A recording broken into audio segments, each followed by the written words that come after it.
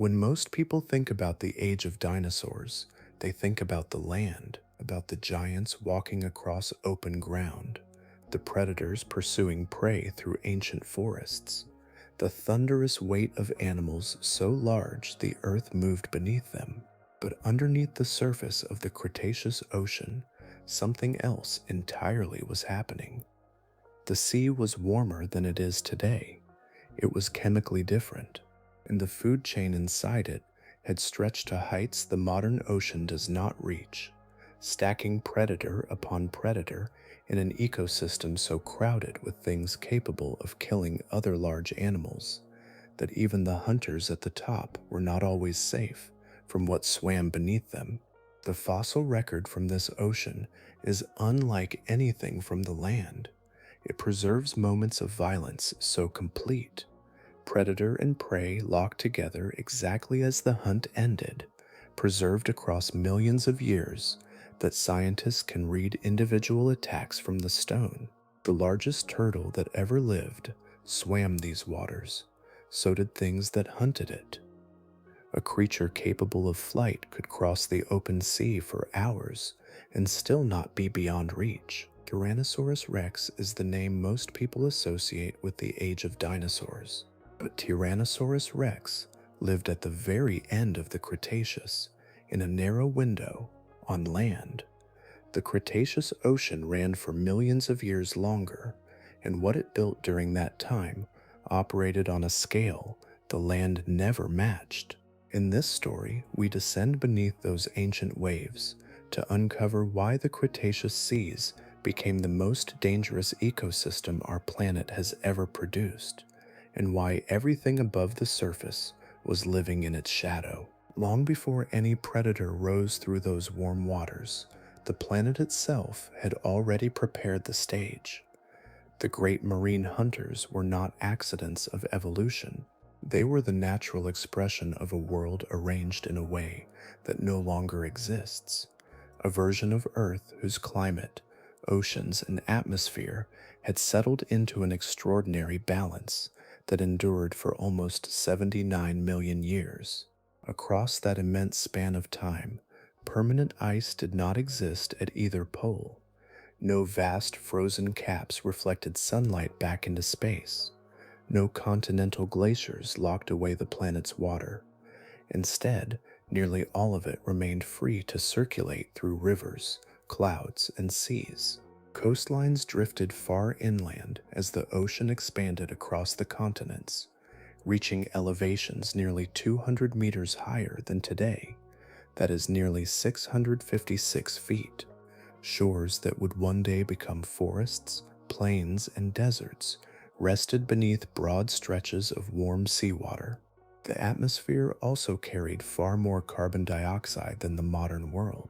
Estimates suggest concentrations ranging from roughly 500 parts per million to nearly 2,000 parts per million, compared with approximately 420 parts per million today, and about 280 parts per million before widespread industrial activity.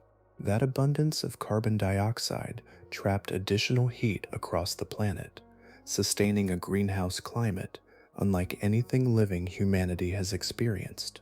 Average global temperatures remain several degrees warmer than those of the present day, by roughly 4 degrees Celsius or 39 degrees Fahrenheit to 10 degrees Celsius or 50 degrees Fahrenheit above modern averages.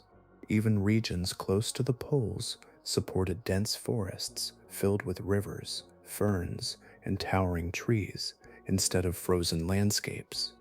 Seasons still came and went, yet the sharp boundary between tropical warmth and polar cold had softened into something far gentler. For the oceans, these conditions transformed possibility into abundance. Warm surface waters spread across immense shallow continental shelves, where sunlight reached almost every corner of the seabed.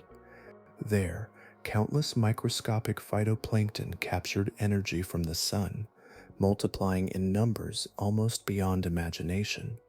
Each bloom became nourishment for drifting zooplankton, which in turn sustained immense schools of fish and countless smaller marine creatures.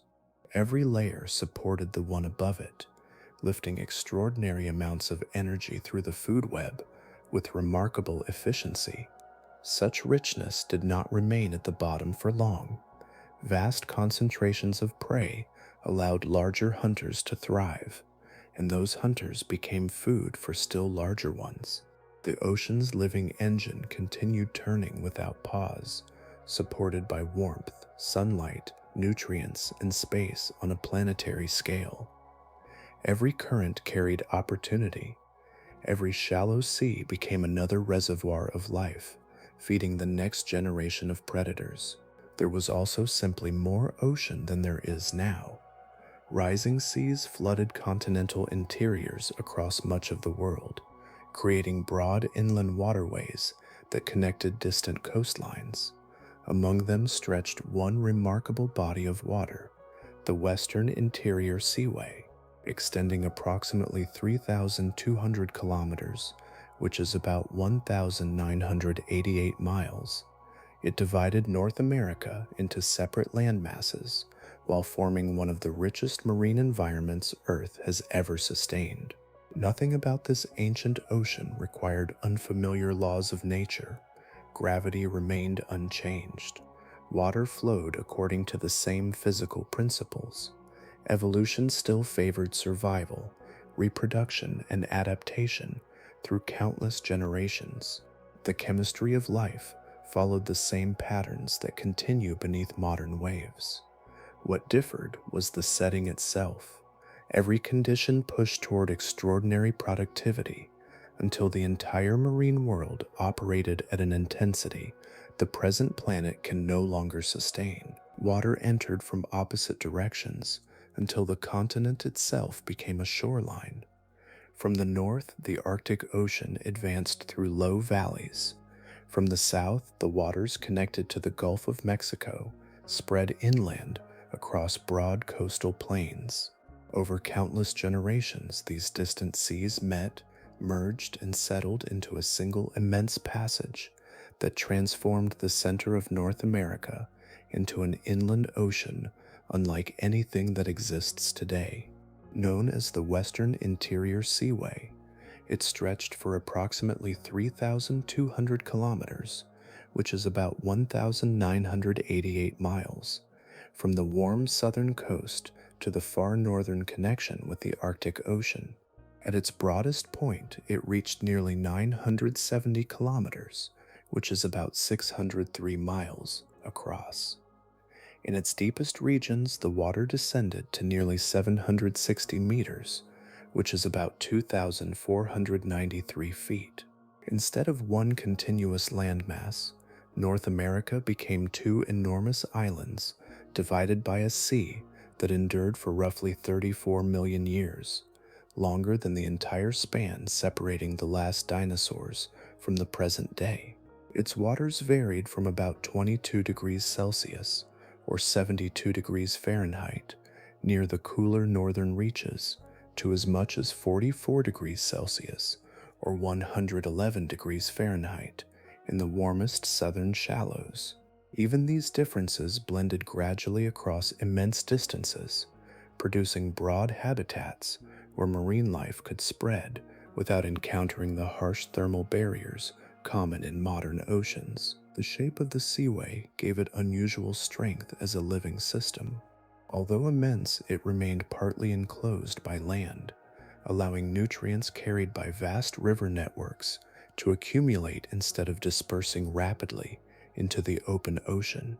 Rivers flowing from rising highlands in both the east and west delivered sediments rich in minerals, nourishing immense blooms of microscopic life beneath the sunlit surface. Because much of the basin remained relatively shallow, sunlight reached far deeper than it does across most modern oceans, extending the zone where photosynthesis could flourish and feeding an almost continuous chain of biological production. Every level of that chain benefited from the abundance below it. Small drifting organisms multiplied into extraordinary numbers, fish gathered in immense schools, marine reptiles, sharks, turtles, flying reptiles descending from above, and predators of every description converged upon the same productive waters. Few places in Earth's documented history concentrated so many large hunters into such an interconnected environment. The sea did not belong to one dominant lineage.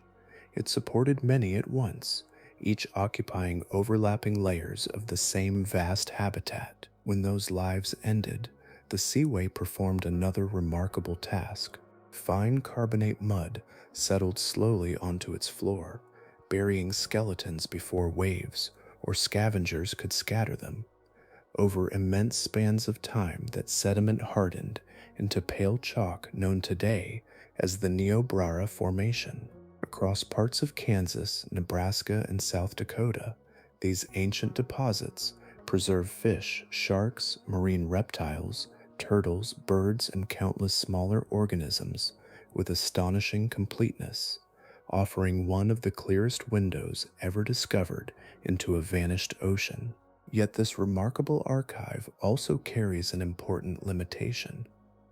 Much of what is known about the marine world of the late Cretaceous comes from this single inland sea, because its fossils survived with exceptional clarity. Beyond its shores stretched the global ocean, vastly larger, reaching greater depths, and extending across climates that left far fewer remains for discovery. The creatures preserved within the Niobrara Formation almost certainly represent only one portion of a broader marine world whose full diversity remains hidden beneath younger sediments or lost to time.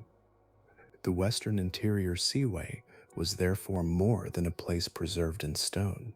It became the great natural record through which an entire vanished ecosystem still speaks, revealing not merely the landscape where these animals lived, but the remarkable community that shared its waters.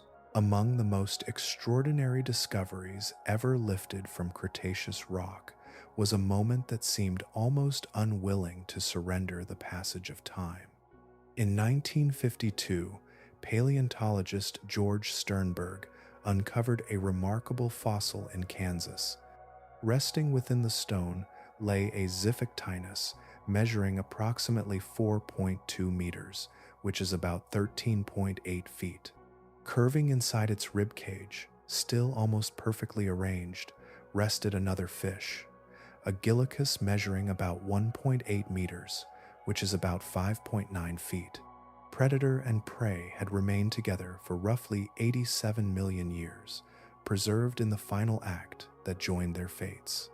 The most widely accepted explanation is as striking as the fossil itself. The Xiphictinus almost certainly swallowed the smaller fish head first while it was still alive. Inside the predator's body, the struggling prey may have ruptured an internal organ through violent movement. Within only a few hours, both animals were dead. Their bodies settled onto the seafloor before scavengers or currents could separate them, and layer after layer of fine sediment gradually enclosed the pair until stone replaced flesh, preserving an instant that would not be witnessed again until the modern age. Few fossils capture the nature of this ancient ocean so completely. The act of feeding became the cause of death. Success and failure occupied the same heartbeat. Yet this formidable hunter did not stand at the summit of the food web. It lived within a world where even an accomplished predator remained part of another creature's next meal. Xiphactinus audax was among the largest predatory bony fish of its time, commonly reaching between 4 and 6 meters in length, which is about 13 to 20 feet. Its body was deep and powerfully built, shaped for sudden bursts of speed through open water. A broad jaw carried long, inward angled teeth resembling polished daggers. Once prey slipped between them, escape became extraordinarily difficult because each movement drove the victim deeper into the predator's grip. Evidence gathered from bone structure and growth patterns suggests that Xiphactinus may have possessed a partially warm-blooded metabolism. Rather than relying entirely upon surrounding water for body temperature, it may have generated and retained additional internal heat, allowing stronger muscles, faster acceleration, and greater endurance than most bony fish of comparable size. Such a metabolism demanded constant energy, encouraging relentless hunting across the productive waters of the seaway. Its appetite reflected those demands. Smaller fish disappeared into its jaws whole whenever possible, and the repeated discovery of similar fossils suggests that excessive swallowing was not an isolated mistake. Xiphactinus appears to have pushed the limits of what its body could safely consume again and again. The same instinct that made it an effective hunter also exposed it to fatal risks from prey too large or too vigorous to pass safely through its body. Even when its own hunts ended successfully, danger remained close. Fossilized stomach contents belonging to large mosasaurs contain the bones of Xiphactinus. Skeletons recovered from ancient sediments bear unmistakable bite marks, attributed both to mosasaurs and to the formidable Ginsu shark. These wounds reveal repeated encounters between powerful hunters sharing the same waters, each capable of turning another predator into food. Within this immense marine community, Xiphactinus occupied an important middle tier. It could overtake almost every smaller swimmer around it, yet it also represented a valuable source of nourishment for larger carnivores. Strength alone offered no lasting protection. Size delayed few outcomes. Every successful hunt unfolded beneath the possibility of becoming another hunter's prize, and every chase carried the weight of unseen company moving through the same living sea. Long before its skeleton received a nickname, its teeth had already told the story. They appeared embedded in shell, lodged inside vertebrae, scattered through ancient sediments beside the bones of vanished prey. Piece by piece, paleontologists reconstructed an animal whose hunting record seemed almost impossibly broad. In 1999, paleontologist Mike Everhart gave Cretaceous mantelli the informal name Ginsu shark, borrowing it from a kitchen knife renowned for cutting through almost anything. The comparison proved remarkably fitting. At full size, this shark reached between 7 and 8 meters in length, which is about 23 to 26 feet, and weighed close to 5,000 kilograms. Although similar in overall length to a large, modern great white shark, its body was built for a different style of movement. It possessed a more streamlined profile and a powerful crescent-shaped tail, designed for sustained speed through open water rather than brief bursts alone. Everything about its form suggested an animal capable of covering great distances while conserving precious energy until the final acceleration. Its teeth reveal even more. Individual teeth reached nearly 7 centimeters in length, which is about 2.8 inches. Rather than bearing serrated cutting edges, they were smooth, thick, and coated with heavy enamel. Instead of shredding flesh into ragged pieces, they acted more like polished blades, slicing through muscle, hide, and even bone with remarkable efficiency. Behind every working tooth waited another. Each jaw carried 7 replacement rows, ensuring that broken or lost teeth were continually replaced throughout the shark's life.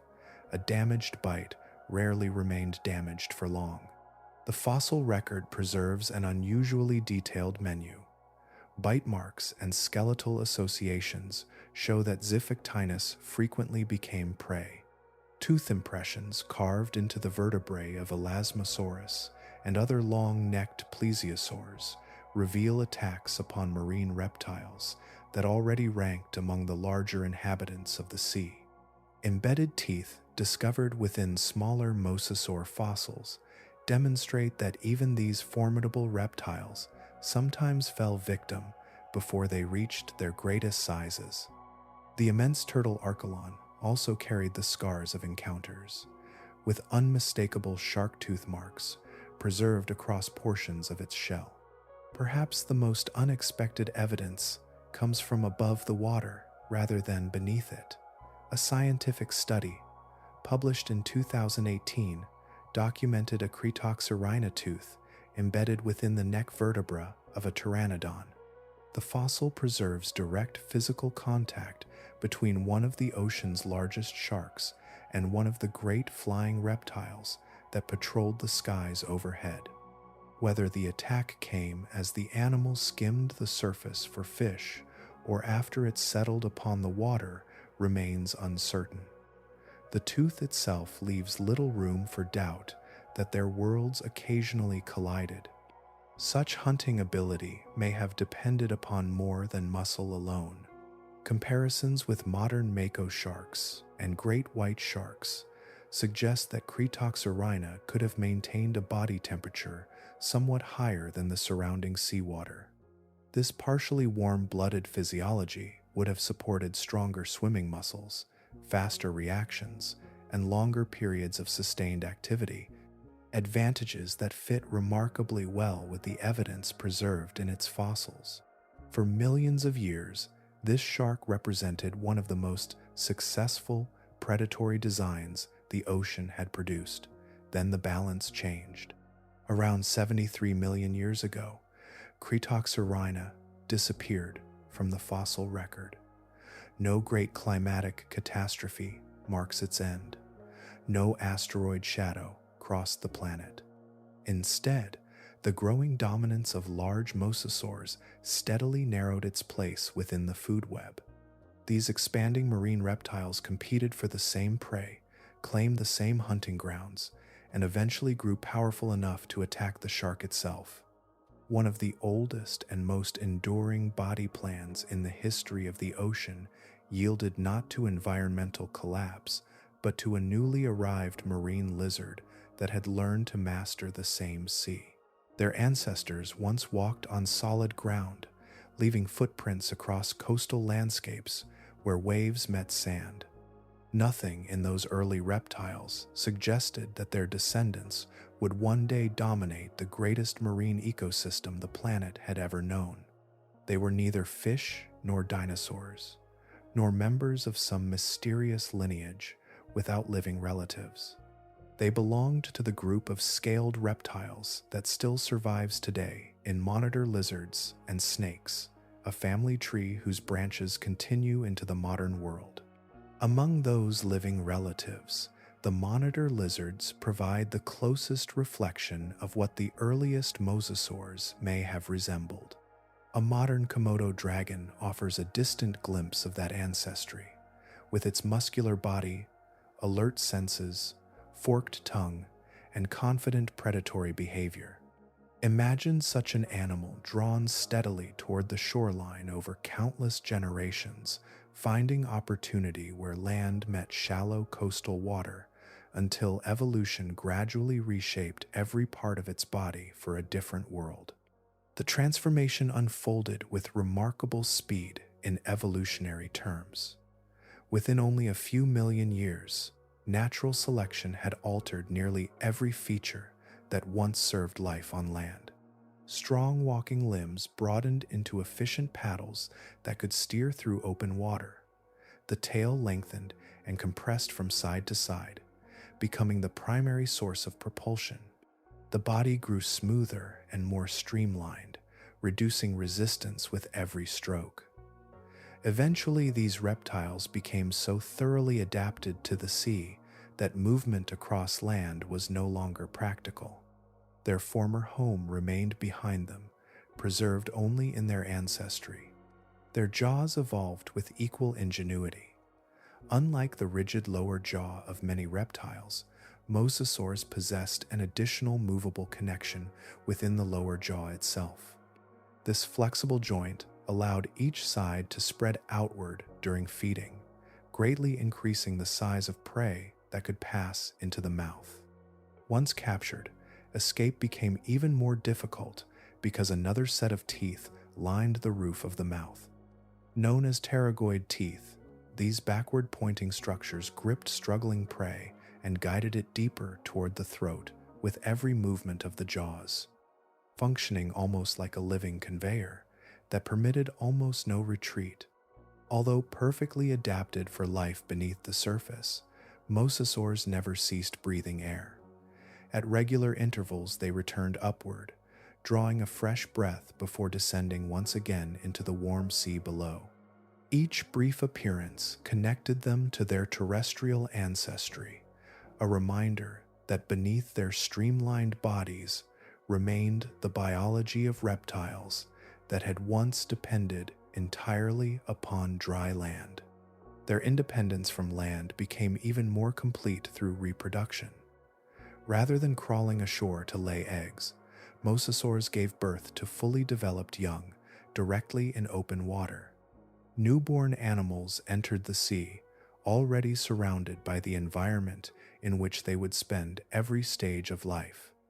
Shorelines no longer served as essential places for nesting or survival.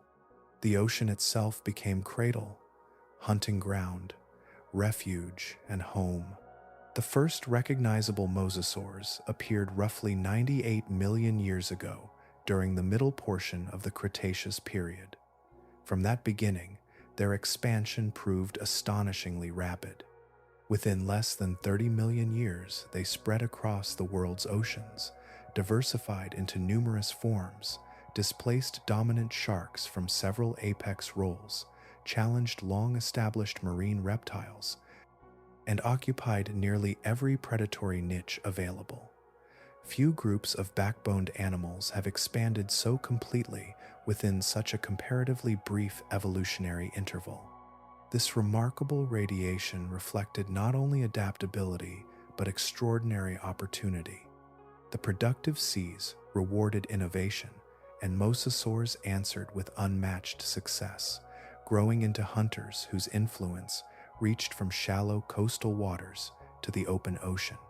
Their rise was swift, their dominance unmistakable, and before long the limits of that success would be measured not in survival alone, but in size itself. Some predators become known through scattered teeth or isolated bones. Others leave behind evidence that reveals not merely their shape, but the astonishing breadth of their lives. Tylosaurus belonged to that second kind. Across ancient marine sediments, its skeleton appears again and again, accompanied by the remains of animals that had become its meals, preserving the habits of a hunter that occupied the highest reaches of the Cretaceous Sea. Tylosaurus proriger stands as the largest confirmed mosasaur presently known. The best preserved individuals reached between 12 and 15 meters in length, which is about 39 to 49 feet, while some researchers have proposed even greater dimensions for the rarest giants. Its body combined tremendous mass with surprising elegance. Rather than resembling a sluggish reptile, it carried the proportions of an active marine pursuit hunter, built to cross great distances before unleashing sudden bursts of overwhelming force. Its most distinctive feature lay at the front of the skull. Extending beyond the tooth-bearing jaws projected a long, toothless snout known as the rostrum. This structure was not an ornament. The bone forming the rostrum is unusually dense, preserving healed fractures and repeated impact scars that reveal a remarkable hunting technique. Evidence strongly suggests that Tylosaurus drove this reinforced snout into prey with tremendous force, stunning or disorienting its target before opening its jaws. The collision came first, the bite immediately afterward. Once those jaws closed, very little escaped. Fossilized stomach contents and unmistakable bite marks preserve an extraordinary catalog of prey. Large bony fish, including Shiphactinus, were consumed regularly. Sharks, among them Cretoxer also entered its diet. Vertebrae belonging to the long-necked plesiosaur, Styxosaurus, preserved tooth marks matching the jaws of Tylosaurus, demonstrating that even other giant marine reptiles were vulnerable. The fossil record also confirms attacks upon fellow mosasaurs, both members of its own species and other closely related forms, occasionally became food, revealing that competition within this lineage could end in predation. The list extends still farther. Fragments of seabird bones have been recovered from preserved stomach contents, showing that birds resting upon or diving into the water sometimes disappeared beneath the surface. A skeleton of the flightless diving bird Hesperornis, found alongside a Tylosaurus specimen, strengthens that picture of opportunity taken wherever it appeared. Even the immense turtle Archelon bears tooth marks matching this predator, with shell fragments preserving encounters between two of the largest marine reptiles of their age. Power alone did not explain such success. The tail accounted for more than half the animal's total length in certain individuals and contained as many as 100 vertebrae. Each muscular sweep generated explosive acceleration, allowing sudden ambushes despite the animal's immense size. Rather than pursuing prey through prolonged chases, Tylosaurus could transform stored muscular energy into astonishing bursts of movement that closed distance with remarkable speed. Its own skeleton carries evidence that life at the summit remained physically demanding. Healed puncture wounds, remodeled fractures, and damaged bones that later recovered demonstrate repeated survival after violent encounters. The pattern of these injuries strongly suggests conflicts with other Tylosaurus, territorial disputes, competition for prey, or struggles over mates likely brought giants of equal strength into direct combat, leaving scars that healed over years of continued survival. Although closely associated with the western interior seaway, this predator ranged far beyond it. Fossils have been recovered across North America, Belgium, France, Sweden, and Angola, revealing an animal capable of thriving across much of the late Cretaceous Ocean. Fully grown individuals possessed no consistently documented natural predators apart from members of their own species. Even so, dominance did not mean solitude. Around every hunting ground swam other formidable carnivores, each pursuing its own place within a marine world so densely layered with hunters that supremacy itself remained part of an endless contest. The remarkable feature of this ancient sea was not the presence of one supreme hunter, it was the presence of many, all sharing the same water at the same time.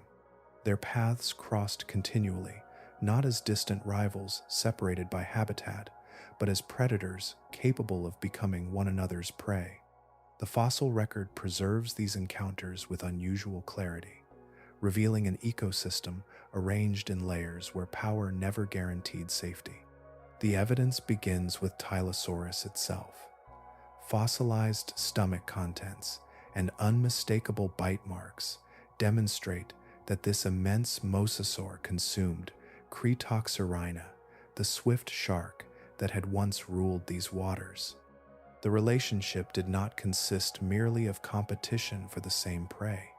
One apex predator actively hunted another, reducing the distinction between hunter and hunted to little more than opportunity. The shark that had sliced through enormous fish and marine reptiles could itself disappear inside the jaws of an even larger reptile. Cretaceous left an equally revealing trail. Deep tooth marks preserved upon the vertebrae of Elasmosaurus and other plesiosaurs demonstrate repeated attacks upon long-necked marine reptiles. Skeletal associations also confirm that Xiphictinus regularly became part of its diet. Far above the water, the flying reptile Pteranodon occasionally entered this same web of predation. The discovery of a shark tooth embedded within one of its neck vertebrae preserves a direct encounter between the sea below and the sky above, where a hunter of fish became food for something rising from beneath the surface. The mosasaurs added still another layer of complexity. Fossils recovered from several different genera preserve evidence of cannibalism as well as predation between closely related species. These reptiles did not reserve their strength for unrelated prey alone. Rivals of similar size sometimes became meals themselves, transforming territorial conflict and competition into another source of nourishment. Shells belonging to the giant turtle archelon likewise preserve unmistakable mosasaur bite marks, showing that even one of the largest turtles ever to live remained vulnerable within this relentless community. Xiphactinus occupied perhaps the clearest middle position in the entire network. It devoured almost every animal smaller than itself with astonishing determination, yet fossils repeatedly demonstrate that sharks and mosasaurs consumed it in return. Its place within the ecosystem illustrates an important truth. Success flowed only briefly upward before another predator interrupted the ascent. Every accomplished hunter remained surrounded by larger dangers, moving through the same water. Modern oceans present a very different arrangement. Great white sharks, killer whales, and sperm whales occupy distinct ecological roles that overlap only occasionally. They often pursue different prey, hunt at different depths, or travel through different regions. Direct predatory encounters between these giants remain uncommon. During the late Cretaceous, equivalent hunters shared the same marine corridors continuously, competing for food while existing within one another's hunting range almost every day. The consequence reached every level of the ecosystem. No layer offered lasting protection. Large predators hunted beneath larger predators, while those giants watched for rivals capable of inflicting serious injury or death. Even complete physical maturity failed to remove the possibility of becoming prey. Each successful adaptation encouraged another, driving body size upward, strengthening jaws, refining swimming ability, and rewarding every improvement that granted even the smallest advantage. Ecologists describe such a system as a multi-level trophic cascade, where interactions at one predatory level continually reshape every level beneath it. Within the Cretaceous Sea, this process operated with extraordinary intensity. Large hunters occupied the water in concentrations unmatched anywhere else presently known from the fossil record, producing a marine community whose complexity has no documented equivalent in Earth's history. The creatures formed the visible expression of that extraordinary abundance, while the deeper forces sustaining it remained woven into the water itself. Long before the first mosasaur entered the sea, another lineage of marine reptiles had already mastered it. Their story reached back to the Triassic period, nearly 200 million years before the present, and continued for approximately 135 million years. They endured through changing continents, shifting climates, and 4 great episodes of global extinction. Their form proved so successful that it survived longer than the entire interval separating the earliest dinosaurs from the Cretaceous Paleogene extinction itself. These animals were the plesiosaurs, a completely separate branch of reptilian evolution. They were neither fish nor dinosaurs, and they shared no close ancestry with the mosasaurs that would eventually dominate the late Cretaceous seas. Instead, they represented an older experiment in marine life, one that diversified into remarkably different body plans while remaining unmistakably plesiosaur in its overall design. Among them, the elasmosaurids developed one of the most extraordinary anatomies ever produced by a backboned animal. Elasmosaurus carried a neck reaching nearly 7 meters in length, which is about 23 feet, supported by as many as 72 vertebrae. By comparison, the human neck contains only 7 vertebrae. At the end of this remarkable structure rested a relatively small head attached to a broad, powerful body propelled by 4 large flippers. The proportions appeared almost improbable, yet they remained stable through millions of years of successful evolution. Other plesiosaurs followed a dramatically different path. Groups such as the polycotylids and pliosaurids shortened the neck almost completely, while enlarging the skull into a formidable weapon. Massive jaws lined with strong teeth transformed them into direct pursuit hunters that relied upon power rather than subtle approach. Within a single ancient lineage, evolution explored 2 opposite solutions to the challenge of capturing prey beneath the sea. Modern research suggests that the long neck of Elasmosaurus served a purpose very different from older illustrations. Rather than reaching downward toward the seafloor like an enormous fishing pole, the neck was probably carried almost level with the body while the animal moved through open water. Schools of fish possess an exceptionally sensitive system that detects subtle pressure changes produced by approaching predators. By extending only its slender neck toward the prey while keeping its much larger body farther away, Elasmosaurus reduced the hydrodynamic disturbance surrounding the school. The head could arrive before the warning signal generated by the body itself. Like the mosasaurs described earlier, plesiosaurs remained air-breathing reptiles throughout their history. They surfaced regularly to inhale before returning beneath the waves. They also gave birth to fully developed young in open water, freeing themselves from any dependence upon land for reproduction. Every stage of life unfolded within the ocean, from birth to maturity and finally to death. The fossil record preserves direct evidence of their hunting habits. Stomach contents recovered from Elasmosaurus include the bones of fish, such as Simolichthys, confirming active predation rather than scavenging alone. Yet even these accomplished hunters occupied no protected level within the immense marine community.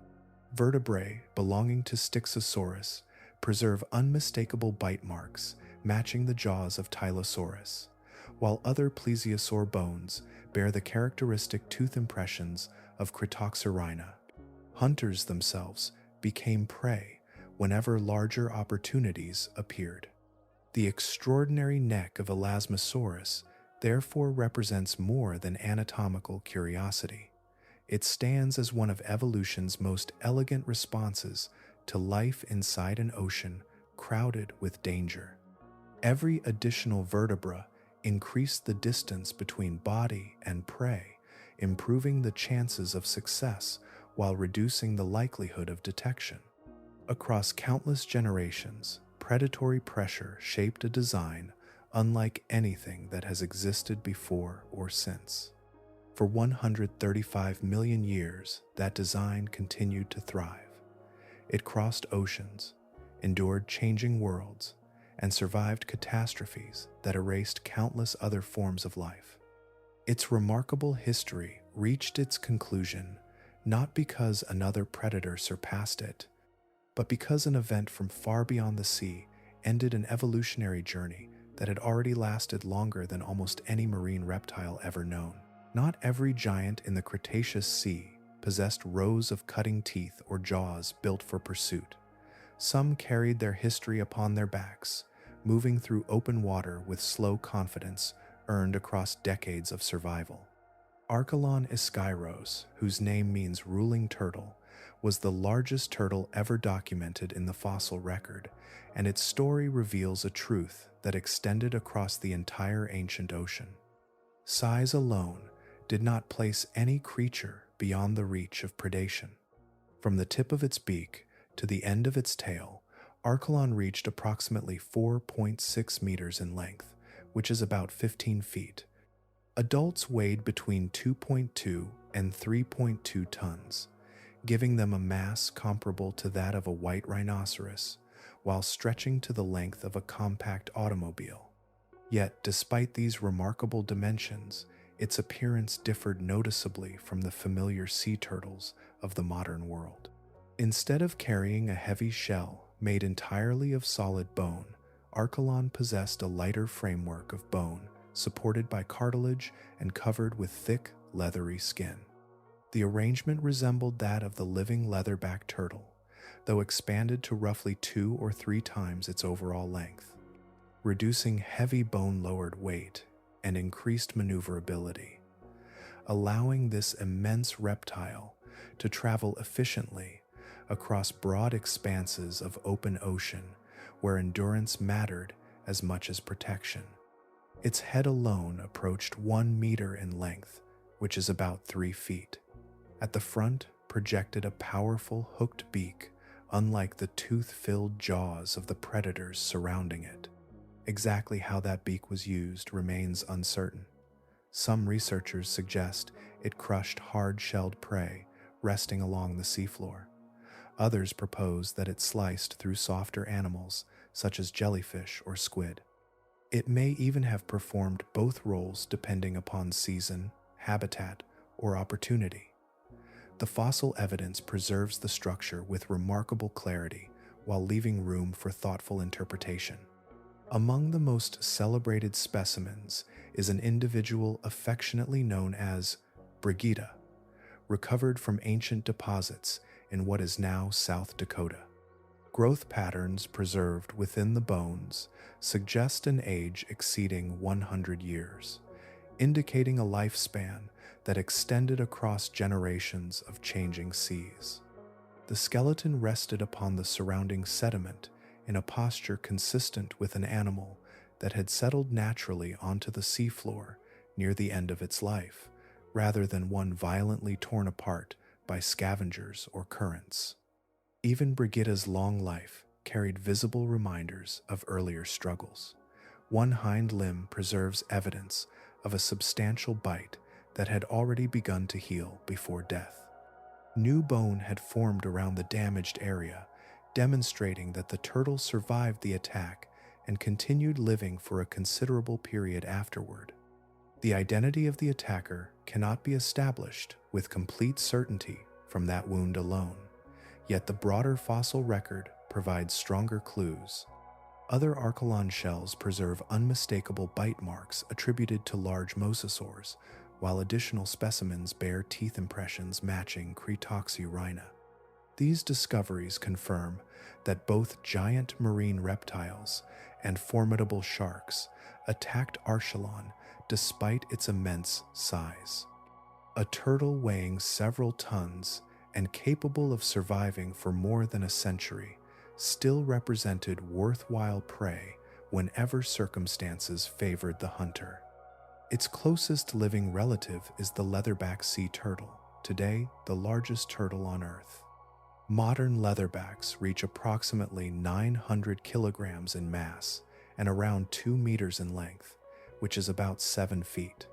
They retain the same reduced shell construction and open ocean lifestyle, preserving a body plan that echoes a far grander ancestor from the Cretaceous seas. The history of Archelon demonstrates that predatory pressure recognized neither age nor size. It extended through every layer of the ecosystem, following young and old alike across the open water. Even the oldest giants carried the marks of pursuit, while the sea itself still held challenges beyond the jaws of its hunters. There came a span in the Cretaceous when the balance between warmth and water shifted farther than it had for countless ages before. Between approximately 94 million and 90 million years ago, Earth entered what geologists call the Cretaceous thermal maximum, also known as the Cenomanian-Turonian thermal maximum. During this interval, the forces already shaping the great inland seas and vast continental shelves reached one of their highest expressions, altering not only the climate above the waves, but the chemistry beneath them. The atmosphere held extraordinary amounts of carbon dioxide, Estimates indicate concentrations exceeded 1,000 parts per million and may have approached 2,000 parts per million during the warmest interval. The planet responded in the way it always has. Heat accumulated across land and sea alike, and the oceans absorbed much of that energy. Tropical surface waters reached approximately 35 degrees Celsius, or 95 degrees Fahrenheit, resembling the warmth of a comfortable bath. Even regions close to the poles, where waters had once lingered near freezing, experienced temperatures between 20 degrees Celsius, or 68 degrees Fahrenheit, and 30 degrees Celsius, or 86 degrees Fahrenheit. For a geologically meaningful span of time, truly cold ocean water had nearly vanished from the planet. At first glance, such warmth appeared to favor life. Sunlight poured into broad, shallow seas, stimulating photosynthetic organisms that floated near the surface. Microscopic phytoplankton and cyanobacteria multiplied across immense distances, transforming dissolved nutrients into living tissue with remarkable efficiency. Countless small animals grazed upon these blooms, and larger creatures gathered wherever food accumulated. Growth accelerated, populations expanded, and the upper ocean became one of the richest biological environments Earth had ever sustained. Yet beneath that abundance, another process unfolded with equal persistence. Warm water is less dense than cold water, causing it to remain above the cooler layers below. As temperatures continued rising, the difference between the upper and lower ocean became increasingly pronounced. Instead of circulating freely, the sea separated into distinct layers. Oceanographers describe this arrangement as thermal stratification. The surface remained warm and energetic, while the deeper water became increasingly isolated from the atmosphere above. That separation carried profound consequences because the deep ocean depended upon continual mixing to replenish dissolved oxygen. Without regular exchange between the layers, fresh oxygen could no longer descend in sufficient quantities. Organisms living near the seafloor, including many invertebrates and other slow-moving bottom dwellers, found themselves trapped within water that gradually lost the ability to support them. Escape offered little possibility because their world extended only across the sediments beneath them. Meanwhile, the extraordinary productivity near the surface intensified the problem. Every bloom eventually reached its end. Vast numbers of microscopic organisms died, drifted downward, and settled through the water column toward the depths. There, countless bacteria decomposed the sinking organic material. That decomposition required oxygen, steadily consuming what little remained within the isolated lower layers. The richer the surface became, the more rapidly the deep ocean was stripped of breathable water. A powerful feedback loop emerged from these connected processes. More warmth produced greater biological productivity. Greater productivity created larger amounts of sinking organic matter. More organic matter demanded more decomposition, which removed additional oxygen from the deep sea. Expanding regions of oxygen depleted water spread across the ocean floor, creating environments where only a limited range of organisms could endure. The ancient ocean, therefore, existed in two contrasting states at once. Near the surface, warmth and sunlight supported extraordinary abundance, nourishing the immense food web that filled these waters with hunters and prey. Far below, darkness concealed expanding regions where oxygen dwindled and life steadily retreated. Both realities belong to the same sea, connected by every particle drifting downward from the brilliant upper waters. The separation between those worlds did not endure unchanged. Gradually, the imbalance accumulated until the ocean itself approached a turning point. Long before the final chapter of the Cretaceous, the ocean endured another transformation that reshaped life from the deepest basin to the sunlit surface. Around 93.5 million years ago, at the boundary between the Cenomanian and Turonian ages, Earth entered what geologists now call Oceanic Anoxic Event 2. Among the great environmental upheavals of the Mesozoic era, few altered the sea as profoundly. It unfolded gradually by human standards, yet in geological time it arrived with startling speed, leaving a mark that remains visible across the planet today. The change began far beneath the waves. In the region now associated with the Caribbean Large Igneous Province, immense submarine volcanic eruptions continued over hundreds of thousands of years. Vast quantities of carbon dioxide and sulfur dioxide entered both the atmosphere and the surrounding ocean. Heat already lingering within the climate system intensified further, reinforcing the layered structure that had separated warm surface water from the cooler depths. The circulation that normally carried fresh oxygen downward weakened still more, while the deep sea continued losing its remaining supply. As oxygen diminished, the lifeless zones expanded. They no longer remained confined to the greatest depths. Instead, they rose steadily upward, occupying waters that had previously supported flourishing communities of marine animals. Habitats that had endured for millions of years gradually disappeared beneath advancing layers of oxygen-depleted water.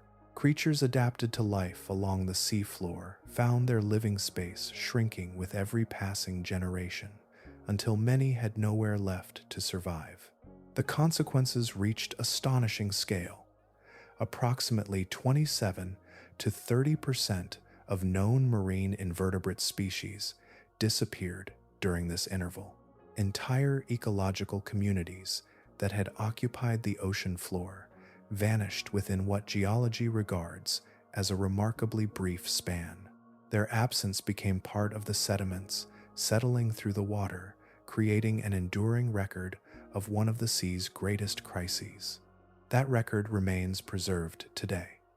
Across multiple continents and within rock sequences representing ancient ocean basins, geologists encounter striking layers of black shale. These dark bands, formed as oxygen-poor conditions, prevented ordinary decomposition, allowing organic material to accumulate within the sediments below. Stretching across distant regions separated by thousands of kilometers, that is nearly 1,864 miles, these deposits reveal that the event was not local, but truly global. They stand as a lasting geological signature of an ocean that briefly lost the breath, sustaining much of its hidden life. Yet, the transformation carried an unexpected consequence nearer the surface. Fish, ammonites, and countless smaller organisms gradually abandoned the expanding oxygen-depleted depths, concentrating instead within the upper waters where oxygen remained abundant. The habitable layer became progressively narrower, compressing enormous populations into a comparatively limited space. Food became concentrated rather than scarce, gathering within a band of water that predators could patrol with increasing efficiency. The hunters already ruling these seas encountered prey more frequently than before. Encounters that had once depended upon chance became increasingly inevitable as schools crowded together beneath the bright surface. Every successful pursuit added pressure upon the remaining prey, while every escape often led directly into the path of another predator. The structure of the food web tightened, intensifying interactions throughout every surviving level of the ecosystem. Far below, the disappearance of many bottom-dwelling predator lineages left ecological roles unoccupied. Empty niches appeared throughout the middle depths, awaiting animals capable of exploiting them. At precisely this moment, mosasaurs were undergoing one of the most remarkable evolutionary expansions in marine history. Adaptable, powerful, And already spreading through warm seas across the globe, they entered these newly available spaces with extraordinary speed. Their diversification accelerated not despite the crisis, but because of it, transforming them into the dominant marine reptiles of the late Cretaceous world. The ocean endured this ordeal and continued onward, yet it emerged fundamentally altered. Life became compressed into fewer favorable waters. Predatory encounters became more frequent, and the balance that had governed the sea for millions of years shifted toward an even more demanding world. Then, from far beyond the atmosphere, another force began its journey toward Earth. The boundary between sea and sky was far less definite during the Cretaceous than it appears today. Waves did not mark the end of one world and the beginning of another. Instead, the water below and the air above formed a single connected ecosystem, with energy and danger moving freely between them. Fish rose toward the light, reptiles surfaced for breath, flying hunters descended from above, and predators waiting beneath the surface transformed even open air into part of the ocean's living web. Among the most remarkable of those aerial inhabitants was Pteranodon. It was neither a dinosaur nor a bird, but a pterosaur, a flying reptile belonging to an entirely separate evolutionary lineage. With a wingspan reaching approximately 7.25 meters, which is about 24 feet, it exceeded every living bird in size and approached the dimensions of a small aircraft. More than 1,100 specimens have been recovered, making it the best represented pterosaur genus in the fossil record and allowing scientists to reconstruct its anatomy, growth, and behavior with unusual confidence. Its body reflected a life shaped by wind and water together.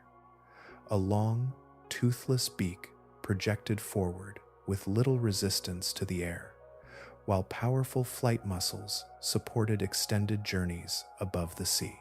Rather than crushing prey, the beak was adapted for swiftly seizing fish near the surface. Modern seabirds offer useful comparisons, although none match the scale of this ancient reptile. It likely captured prey by skimming low above the waves or descending from height with remarkable precision before climbing once more into rising currents. The population itself displayed striking differences between the sexes. Males possessed dramatically enlarged cranial crests extending behind the skull, while females carried much smaller versions of the same structure. Although the precise purpose remains debated, these crests were probably important in display and recognition. Both males and females appear to have been exceptional soaring animals, capable of traveling immense distances above open water while using columns of rising warm air to conserve energy over long flights. For many years, such mastery of the sky encouraged the image of an animal separated from the dangers below. Fossil evidence has gradually replaced that assumption with something far more connected. A scientific study published during 2018 documented a tooth from Cretaceous mantelli embedded directly within a neck vertebra belonging to Pteranodon. The tooth remained lodged inside the bone for approximately 83 million years before discovery, preserving undeniable physical evidence that these two animals encountered one another in a predatory event. Exactly how that encounter unfolded remains uncertain. The flying reptile may have been seized while dipping toward the surface in pursuit of fish. It may have settled briefly upon the water before becoming vulnerable to an attack from below. Both possibilities remain scientifically plausible. The fossil itself offers no complete narrative, only the unmistakable record of contact between predator and prey. Bone and tooth remained locked together across millions of years, preserving a fleeting instant that no living observer witnessed. That single discovery expands the dimensions of the Cretaceous ecosystem. Beneath the surface, Tylosaurus patrolled immense distances with powerful strokes of its tail. Within the upper water column, Xiphictinus pursued schools of fish with relentless speed. Farther below, ammonites drifted through open water, while countless smaller organisms linked every level of the food web. Above them all, pteranodons searched the waves from the air, yet even flight offered no complete separation from the predators below. A shark capable of hunting marine reptiles also possessed the opportunity to kill an animal of the sky. The Cretaceous Sea therefore functioned across every direction at once. Life unfolded through depth, across vast horizontal distances, through the open atmosphere, and across the passing seasons that connected them all. Few modern ecosystems display such complete integration between ocean and air, where hunters moved continuously from one realm into another. Even with thousands of fossils collected from these ancient waters, the record remains incomplete, leaving the deepest reaches of that remarkable world holding discoveries that have not yet reached the light. Far beyond the reach of sunlight, where drifting particles settled through the water like slow-falling snow, another possibility has begun to emerge from the fossil record. It does not replace the great reptiles already known from the Cretaceous seas, but it broadens the picture into something even more remarkable. Recent evidence suggests that enormous cephalopods may also have occupied these ancient oceans, introducing a style of predation unlike anything previously imagined. A study published during 2026 in the journal Science proposed that giant octopuses may have served as apex predators in parts of the North Pacific during the Cretaceous. The conclusion rests upon fossilized jaw material, displaying distinctive wear patterns associated with exceptionally large cephalopod mouthparts, combined with body size modeling derived from mantle proportions. Although the reconstruction remains preliminary, it was produced by researchers from multiple scientific institutions and appeared in one of the world's most rigorous peer-reviewed journals, placing the hypothesis within serious scientific discussion rather than speculation. The largest reconstruction reaches an estimated arm span of approximately 19 meters, which is about 62 feet. At that upper limit, the animal would have extended beyond the length of even the greatest confirmed specimens of Tylosaurus. Researchers emphasize that this figure represents the extreme end of the reconstruction range rather than a confirmed average. Even so, the available evidence supports the presence of giant predatory cephalopods in the Cretaceous Pacific, expanding the diversity of formidable hunters known from that time. Size alone, however, is not the most striking implication. Living octopuses already demonstrate some of the most sophisticated cognitive abilities found among invertebrates. They solve unfamiliar problems, remember successful hunting locations, distinguish between individual prey behaviors, manipulate surrounding objects, and alter their methods when circumstances change.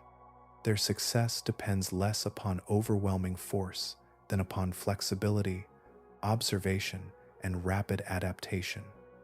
Those abilities have become defining features of the group across millions of years of evolution. If a giant Cretaceous octopus possessed even a comparable level of behavioral complexity, its approach to hunting would have differed profoundly from that of the reptiles dominating the open water. Rather than pursuing prey through prolonged chases or overpowering victims through sheer impact, it could have relied upon camouflage, patience, and carefully timed ambushes. The changing texture and coloration of its skin would have allowed it to blend into surrounding environments before extending powerful arms with extraordinary precision. Failure during one attempt would not necessarily determine the next, because learning itself may have been one of its greatest advantages. That possibility introduces a different category of predator into the ancient ocean. Sharks refined speed across countless generations. Mosasaurs perfected strength, endurance, and devastating jaws. Giant cephalopods may instead have depended upon decision-making that shifted from one encounter to another. Such a strategy cannot be measured by tooth length or body mass alone. It reflects an animal responding to experience, modifying its actions, and exploiting opportunity in ways that remain familiar among modern octopuses. The fossilized jaw that inspired this proposal preserves another intriguing detail. Wear upon the feeding surfaces was not evenly distributed. One side showed substantially greater damage than the other, implying repeated preference during feeding. Among living cephalopods, comparable asymmetry is associated with individual-handedness, where one side becomes consistently favored during manipulation and prey handling. Discovering a similar pattern within Cretaceous fossils suggests that behavioral individuality may already have existed in these ancient giants, preserved within bone through millions of years. Such evidence remains an invitation to continued discovery rather than a final conclusion. Each newly recovered fossil has the potential to refine, strengthen, or reshape the picture. Yet even in its present form, the emerging evidence suggests that the Cretaceous Ocean may have supported dangers extending beyond speed, armor, and enormous jaws. Somewhere within those ancient waters, concealed among shadowed depths and changing light, there may have lived predators whose greatest advantage was not simply the bodies they possessed, but the minds directing every movement. Few creatures recorded the changing fortunes of the ancient ocean as faithfully as the ammonites. Their beautifully coiled shells drift through the rocks of nearly every continent, preserving a history that stretches across immense spans of time. By the opening of the Cretaceous, these remarkable cephalopods had already endured approximately 350 million years of planetary change, surviving catastrophes that erased countless other forms of life, while continuing to diversify into astonishing variety. They belonged to an ancient branch of cephalopods, sharing ancestry with the modern nautilus and more distant kinship with squid and octopuses. Throughout the Cretaceous, they became the most abundant, the most diverse, and perhaps the most scientifically valuable large invertebrates inhabiting the sea. Their rapid evolution produced distinctive shell forms that changed over comparatively brief geological intervals, allowing paleontologists to recognize the age of marine rocks with remarkable precision. Wherever ammonites flourished, they left behind an enduring record of the world they inhabited. Their resilience had already been tested repeatedly. They survived the Devonian extinction, endured the Great Dying at the end of the Permian, and crossed the boundary separating the Triassic and Jurassic periods. Entire ecosystems vanished around them, yet ammonites repeatedly recovered, radiating into new forms with extraordinary persistence. Few animal groups demonstrated such endurance across so many chapters of Earth's history, making their eventual disappearance all the more striking. Their shells ranged from only a few centimeters across to giants exceeding 1.5 meters in diameter, which is about 5 feet. Among the largest known was Parapuzotia sepenredensis, discovered in what is now Germany, with an estimated shell diameter approaching 1.8 meters, which is about 6 feet. Such dimensions placed it among the largest invertebrates ever documented. A slow, spiraling monument to evolutionary success carried through the ancient sea. Although their graceful shells often suggest gentle drifting, ammonites were active animals. By drawing water into their mantle cavity and forcing it outward, They propelled themselves through the water with bursts of jet-driven motion. Many species likely hunted small fish, crustaceans, and drifting plankton, while others possessed hooked jaw structures, known as aptychi, that appear especially suited for grasping soft-bodied prey. Rather than serving merely as food for larger hunters, ammonites occupied important predatory roles of their own within the broader marine community. During the Cretaceous, evolution began experimenting with increasingly unusual shell designs. Some lineages abandoned the familiar spiral altogether, producing shells shaped like hooks, towers, paperclips, and sweeping curves unlike anything found in earlier seas. These heteromorph ammonites puzzled scientists for generations. Current evidence suggests that many of these unconventional forms may have reduced the effectiveness of shell-crushing predators by making the shell more difficult to seize, rotate, and break apart. In an ocean crowded with powerful jaws, even geometry became a means of survival. Their shells also preserved another story beyond anatomy. Rich layers filled with diverse ammonite species reveal productive seas supplied with abundant oxygen and thriving food webs. Intervals where ammonites became scarce or disappeared altogether often coincide with stressed marine environments and expanding oxygen-depleted waters. Because their populations responded rapidly to changing conditions, paleontologists use ammonites as one of the clearest indicators of the health of ancient oceans, almost like a continuous record written across stone. Yet resilience did not spare them from becoming prey. Mosasaurs consumed them, including specialized shell-crushing hunters such as globidins. Cretoxorina pursued them alongside fish. Archelon likely fed upon them when opportunity allowed. Plesiosaurs and large bony fishes also incorporated them into their diets. Across countless generations, they remained woven into nearly every level of the marine food web, supporting predators while continuing to flourish. After surviving approximately 350 million years and enduring 4 mass extinctions, their remarkable history ended with astonishing finality. The asteroid responsible for the Cretaceous Paleogene extinction eliminated every known ammonite lineage in geological terms almost instantaneously. Not a single genus crossed that boundary into the world that followed. The modern nautilus remains only a distant and much smaller relative, carrying echoes of that ancient heritage without reclaiming the ecological role ammonites once filled. Across approximately 66 million years since their disappearance, nothing has truly replaced them. No single creature shaped the Cretaceous Ocean alone.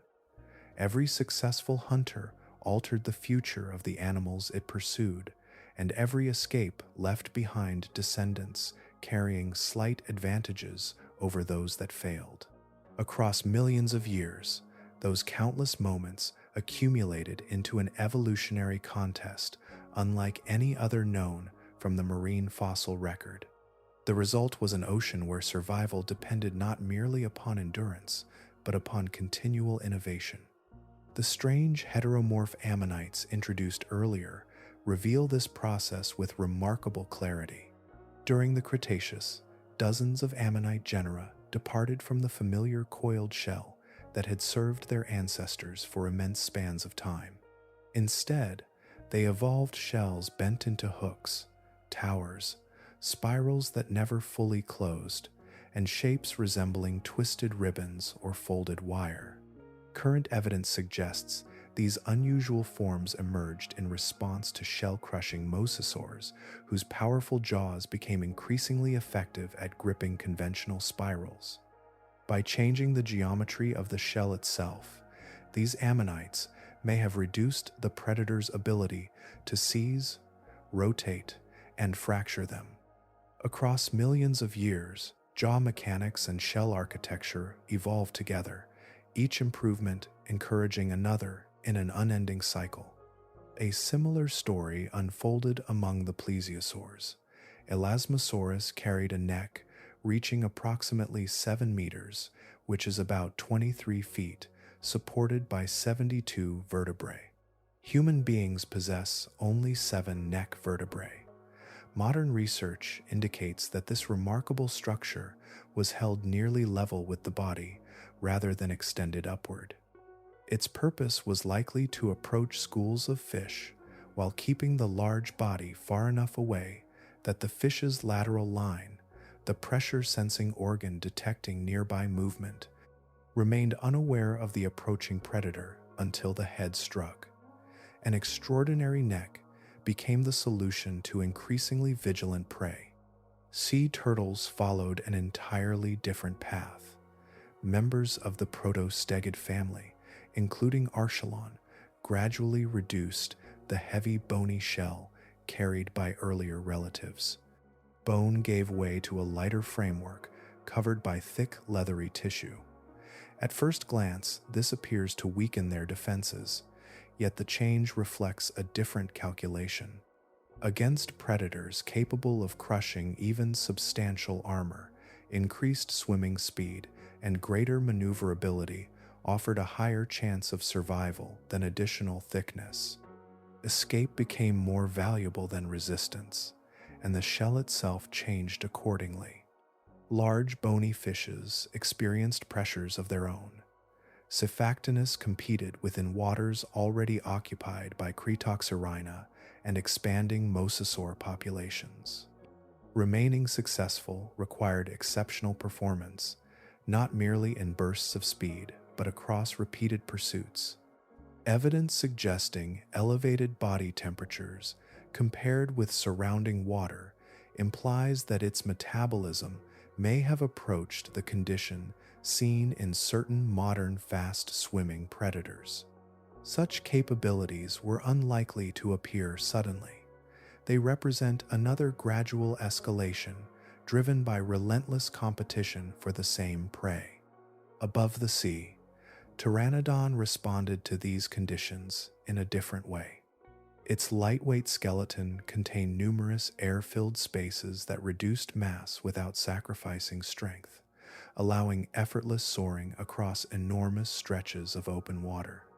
Long offshore journeys may have reduced the risks associated with feeding near coastlines where large marine reptiles frequently patrolled. Greater endurance in the air expanded access to feeding grounds beyond the reach of more dangerous coastal waters. None of these transformations emerged because evolution pursued a destination or followed a deliberate plan. There was no guiding intention directing necks to lengthen, shells to twist, wings to broaden, or skeletons to lighten. Every change reflected the accumulated outcome of countless individual encounters, each ending in survival or death, repeated over spans of time almost impossible to imagine. From that process emerged structures of astonishing improbability. A 7-meter neck, which is about 23 feet, a wingspan stretching beyond 7 meters, which is about 23 feet, a battering ram snout without teeth, a turtle that abandoned armor for speed. None existed in isolation. Each represented an answer shaped by the same ancient sea. The Cretaceous Ocean did more than eliminate the vulnerable. Across millions of years, it sculpted the most extraordinary marine body plans ever known, refining them through an evolutionary contest that endured longer, burned more intensely, and reached greater extremes than any other marine ecosystem preserved in Earth's history. Looking across the late Cretaceous Ocean from a distance, it would be easy to imagine the mosasaurs as a single triumphant lineage, repeating the same successful design across every sea. The fossil record tells a far richer story. Their expansion produced more than 40 confirmed genera, each shaped by different opportunities, different prey, and different waters, until together they occupied nearly every major predatory role available within the marine world. Some became masters of the open ocean. Tylosaurus and Platecarpus possessed streamlined bodies, powerful tails, and proportions suited for sustained movement across immense distances. They pursued prey through broad expanses of water where endurance mattered as much as sudden acceleration. Their skeletons reveal animals built to travel efficiently between productive feeding grounds, patrolling enormous territories beneath the surface while remaining fully adapted to life far from land. Other mosasaurs found opportunity closer to shore. Clydastes remained considerably smaller and more agile than its larger relatives, allowing it to maneuver through estuaries, coastal channels, and shallow marine environments where massive hunters struggled to turn effectively. These protected waters contained abundant fish and smaller marine reptiles, rewarding speed, flexibility, and rapid changes in direction rather than overwhelming size. The same lineage that produced giants also produced specialists perfectly suited to confined habitats. An even more remarkable departure appeared in Globidens. Its teeth abandoned the sharp conical form seen in most mosasaurs, becoming short, rounded, and almost spherical. The jaw supporting those teeth differed so dramatically that paleontologists can recognize it almost immediately within the fossil record. Rather than slicing soft flesh, Globidens specialized in crushing hard-shelled prey, including ammonites and heavily armored crustaceans. Evolution had transformed one branch of these marine reptiles into an animal capable of exploiting food resources inaccessible to many of its relatives.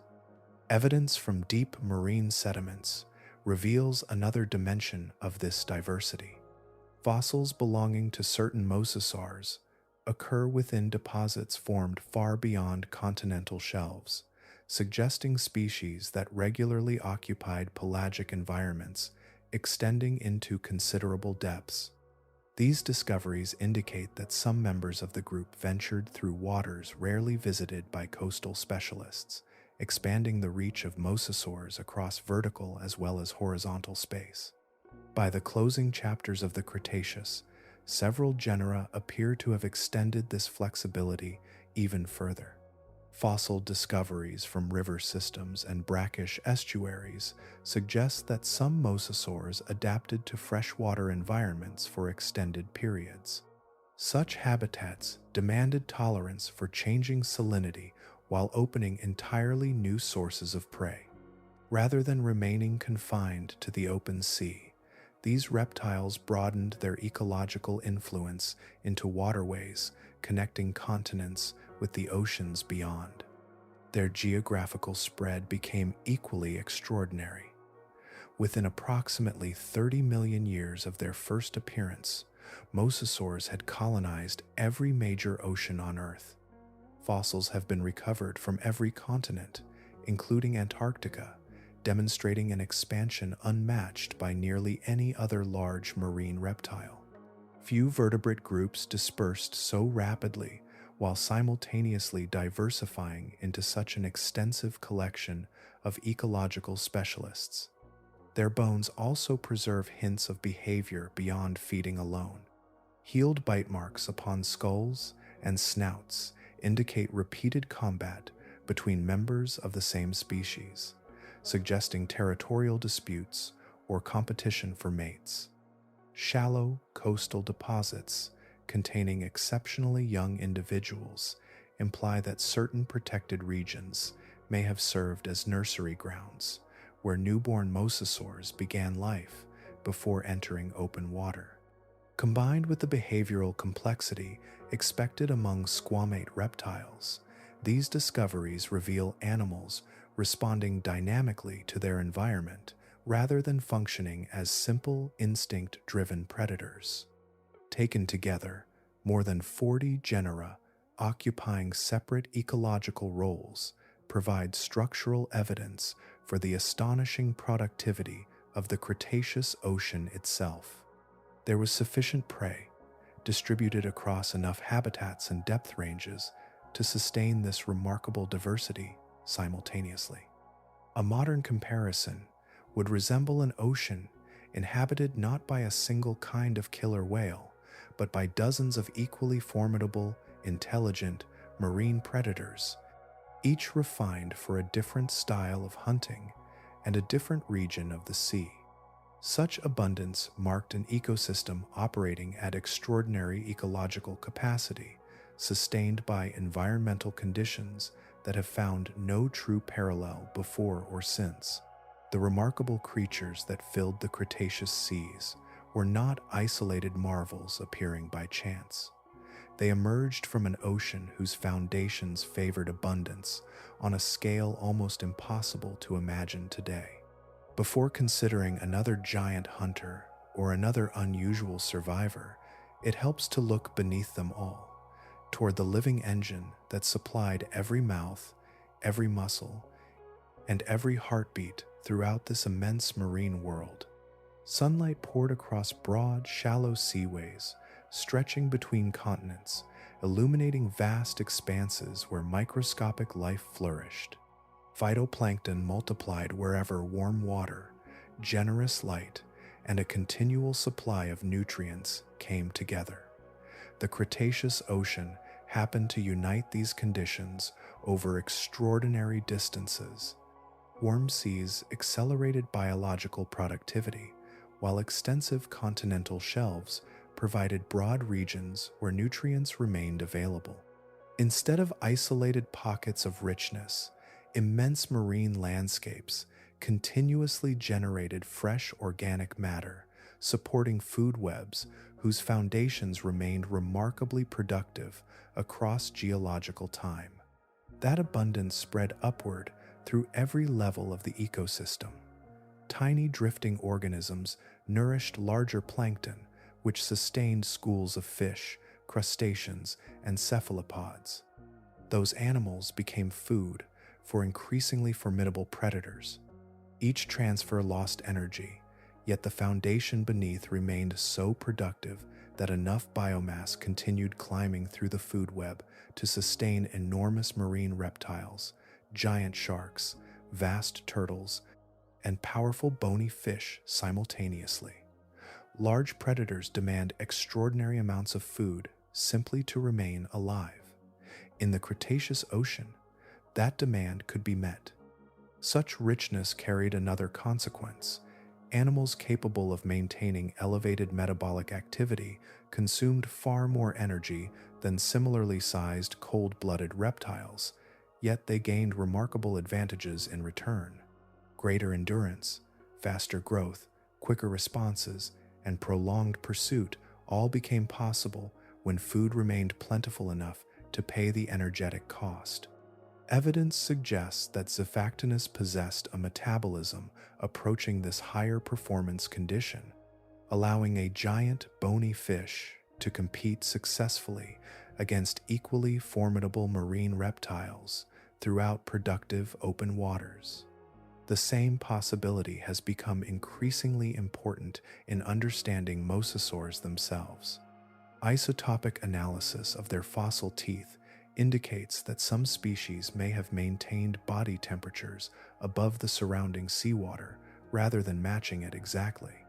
They may not have been fully warm-blooded in the manner of modern marine mammals, yet they also appear unlikely to have depended entirely upon external temperatures. This intermediate form of thermoregulation helps explain their rapid growth, sustained activity, and ability to occupy oceans, extending across widely differing climatic regions without sacrificing performance. As these conditions persisted across millions of years, another long-term pattern emerged. Fossils belonging to Tylosaurus reveal a gradual increase in body size through successive geological intervals. Paleontologists recognize this recurring evolutionary tendency as Cope's rule, the observation that certain lineages become progressively larger when increased size consistently improves survival or reproductive success. Within a sea crowded by competing predators, greater length, stronger jaws, and more powerful swimming muscles offered repeated advantages. Generation after generation, Natural selection favored individuals capable of reaching even greater dimensions. Biologists often describe isolated environments with plentiful resources and limited competition as places where giant forms can evolve with unusual ease. The Cretaceous Ocean resembled that principle expressed across an entire planet rather than upon a single island. Warm water, extensive habitat, abundant prey, and no meaningful upper limit upon predator size combined into a setting where evolutionary expansion rarely encountered an ecological ceiling. Instead of producing isolated giants, the ocean generated whole communities of them. The result transformed nearly every familiar expectation about ancient marine reptiles. These were not sluggish creatures drifting through dim waters. Many were immense, while remaining swift, active, and energetically demanding. Some combined exceptional size with elevated metabolism, while others paired powerful bodies with increasingly sophisticated behavior. Their success reflected an ocean capable of sustaining levels of biological performance that the modern marine food base can rarely support for long. Yet even the most productive ecosystem carries boundaries hidden beneath its abundance. The same chemistry that nourished this flourishing world also contained subtle instabilities, gradually accumulating within the water itself until the balance supporting such extraordinary life began to shift from within. Long before the final chapter arrived, the great inland sea had already begun to change its shape. The transformation unfolded so gradually that no creature living within it could have witnessed the whole process. Generation after generation experienced only a familiar shoreline shifting a little farther away, a passage becoming shallower, or distant waters no longer reaching places they once had. Yet, across millions of years, those subtle movements reshaped one of the richest marine ecosystems Earth had ever produced. The western interior seaway had never been permanent. It expanded and contracted repeatedly as global sea levels rose and fell, while immense geological forces continued lifting the land that would become the Rocky Mountains through the mountain-building episode known as the Laramide orogeny. During intervals of maximum flooding, seawater spread across the continent in an immense corridor. The basin became broader, deeper, and exceptionally productive. Predators ranged across enormous hunting grounds, while prey occupied vast stretches of open water. Encounters remained frequent, yet the abundance of space reduced direct competition between the largest hunters. As mountain building continued, the western shoreline gradually shifted eastward. From approximately 80 million years ago onward, during the late Campanian, the retreat became increasingly apparent in the geological record. The seas slowly surrendered ground to rising landscapes, narrowing channels that had once stretched far across the continent. This change did not occur as a single, uninterrupted withdrawal. Instead, repeated advances and retreats accompanied fluctuations in global sea level, expanding the seaway during some intervals, before compressing it once more during others. Across millions of years, these cycles steadily reduced the total area available to marine life. Every contraction altered more than geography. Fish schools, ammonites, marine reptiles, turtles, and sharks increasingly occupied the same remaining waters. Prey became concentrated within progressively smaller habitats, while the predators pursuing them experienced the very same compression. Hunting grounds that had once extended across remarkable distances became narrower corridors where encounters occurred more frequently.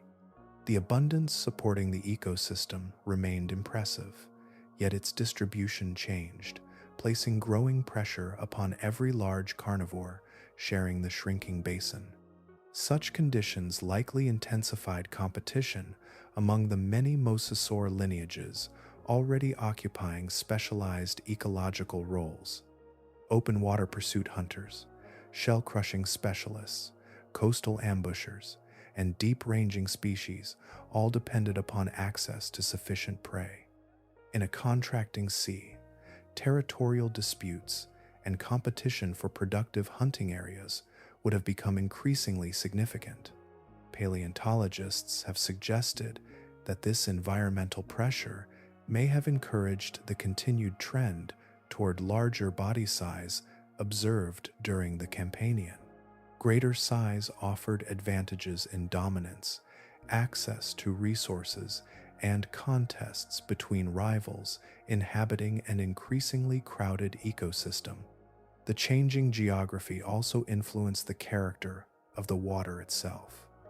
Connections with northern seas gradually weakened as the seaway became more restricted during the later Maastrichtian.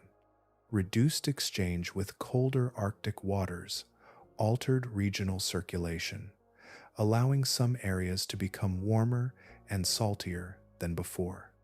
Species adapted to cooler temperatures or different salinity conditions faced additional environmental stress even before any global catastrophe appeared.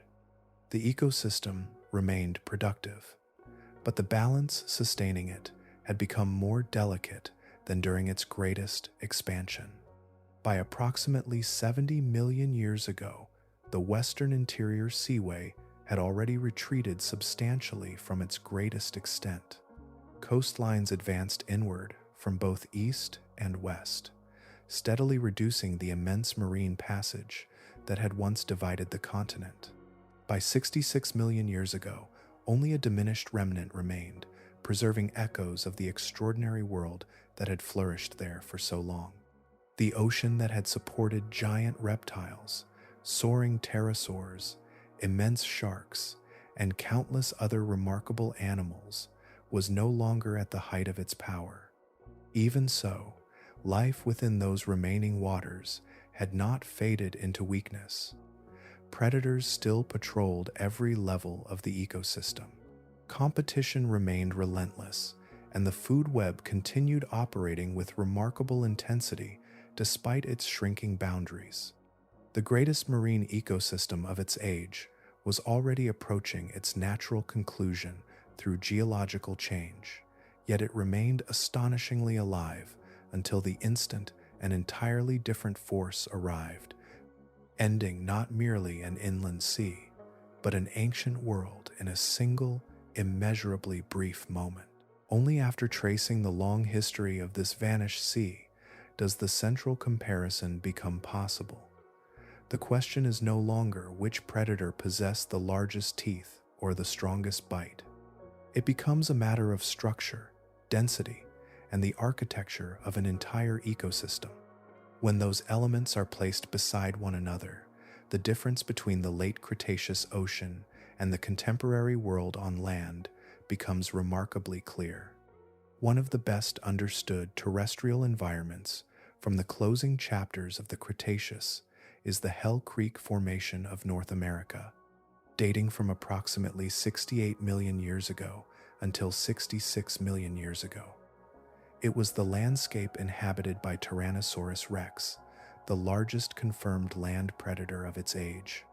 Adult individuals reached approximately 12.3 meters in length, that is nearly 40 feet, and estimates of body mass range from about 8 tons to 14 tons. Evidence strongly suggests that these immense hunters were generally solitary. Each required an extensive territory, likely covering hundreds of square kilometers, which is about hundreds of square miles, in order to obtain sufficient prey.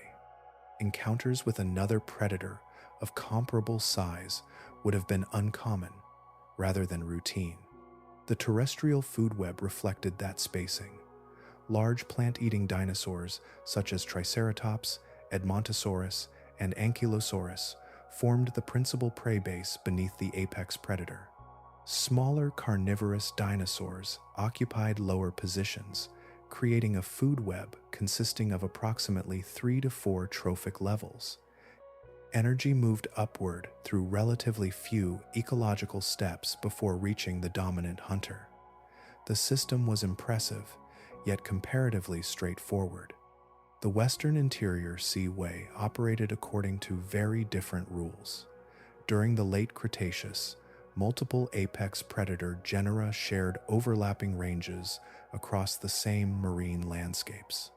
Tylosaurus, mosasaurs, prognathodon, and plate carpus all occupied the seaway during different portions of the Campanian and Maastrichtian, often exploiting different hunting strategies while drawing energy from the same productive ecosystem. Instead of one dominant giant controlling an enormous territory, numerous formidable predators existed together within the same connected waters. The marine food web also extended farther upward. Scientific reconstructions support approximately 5 to 6 trophic levels, creating a deeper chain of energy transfer than that recognized within Hell Creek. Apex predators hunted animals that were themselves formidable predators. Fossils preserve direct evidence of giant sharks attacking marine reptiles, mosasaurs biting other mosasaurs, and large carnivores feeding upon species capable of inflicting equally devastating injuries in return. Predation did not stop at the highest tier. Even the hunters remained potential prey. Density further separated the two worlds. The ocean concentrated enormous quantities of prey into productive water masses while supporting exceptionally high numbers of large carnivores throughout the same habitat. Measuring predator abundance within three-dimensional water produced values with no convincing equivalent on land. Massive hunters did not merely occupy neighboring territories. They frequently crossed paths within overlapping volumes of water, competing across the same biological landscape from the surface to the depths below. That additional dimension transformed every encounter. Terrestrial predators searched across length and width, following trails over plains, forests, and river valleys. Marine predators operated across length, width, and depth simultaneously. Danger could approach from above, below, ahead, or behind without the physical barriers that shape movement across land. Every layer of water represented another pathway through which prey or predator might arrive, multiplying opportunities for pursuit, ambush, and escape. Body size alone, therefore, cannot explain the difference. Tyrannosaurus rex reached approximately 12.3 meters in length. That is nearly 40 feet. Tylosaurus attained approximately 14 to 15 meters. That is about 46 to 49 feet. Their dimensions were broadly comparable, yet their ecological settings were not. The marine reptile shared its world with numerous predators approaching similar scale, each exploiting a distinct niche within the same vast but crowded ecosystem. The title therefore finds its answer in evidence rather than spectacle. The Cretaceous Sea became the deadliest ocean Earth has known, not because it possessed a single unmatched predator, but because it united extraordinary productivity, deeper food webs, overlapping apex hunters, relentless competition, and the full three-dimensional complexity of life beneath the water. The sea prevailed by placing more predators across more ecological levels within the same living world than any landscape on land has ever sustained. The closing chapter of the Cretaceous did not begin with a flash across the sky. Long before the final impact, another force had already begun reshaping the chemistry of the world with remarkable patience. Far to the south, across the land that would one day become India, immense volcanic eruptions poured across the landscape, creating layer upon layer of basalt that modern geologists call the Deccan Traps. This immense volcanic province ranks among the greatest episodes of volcanism in Earth's history. beginning approximately 66.5 million years ago, nearly 500,000 years before the asteroid arrived. Unlike the sudden violence of an impact, these eruptions unfolded across hundreds of thousands of years. Each outpouring released immense quantities of carbon dioxide and sulfur dioxide into the atmosphere. The changes were gradual enough that no single generation of marine animals would have witnessed a complete transformation, yet each generation inherited an ocean that differed slightly from the one before it. Geological time allowed small changes to accumulate until they became planetary conditions. One of the most important consequences unfolded within the upper layers of the sea. Carbon dioxide dissolved into seawater, forming carbonic acid. That subtle chemical shift altered the balance required to build shells and skeletons composed of calcium carbonate. Creatures whose survival depended upon these mineral structures suddenly faced a more demanding environment. Ammonites continued swimming through the open waters. Shell-forming plankton drifted beneath the sunlight, and countless bivalves occupied the seafloor. Yet the cost of constructing their protective architecture had begun to rise long before the final catastrophe.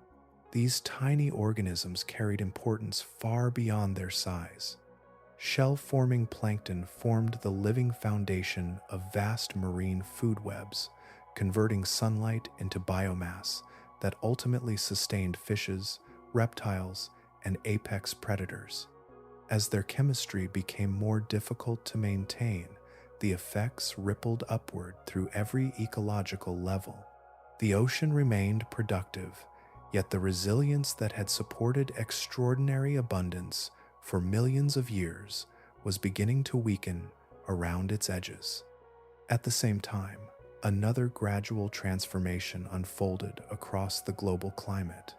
The exceptional warmth that had characterized the middle of the Cretaceous slowly diminished. By the Maastrichtian, average sea surface temperatures had declined by approximately 7 degrees Celsius, or 45 degrees Fahrenheit, from the peak warmth of the earlier Cretaceous thermal maximum.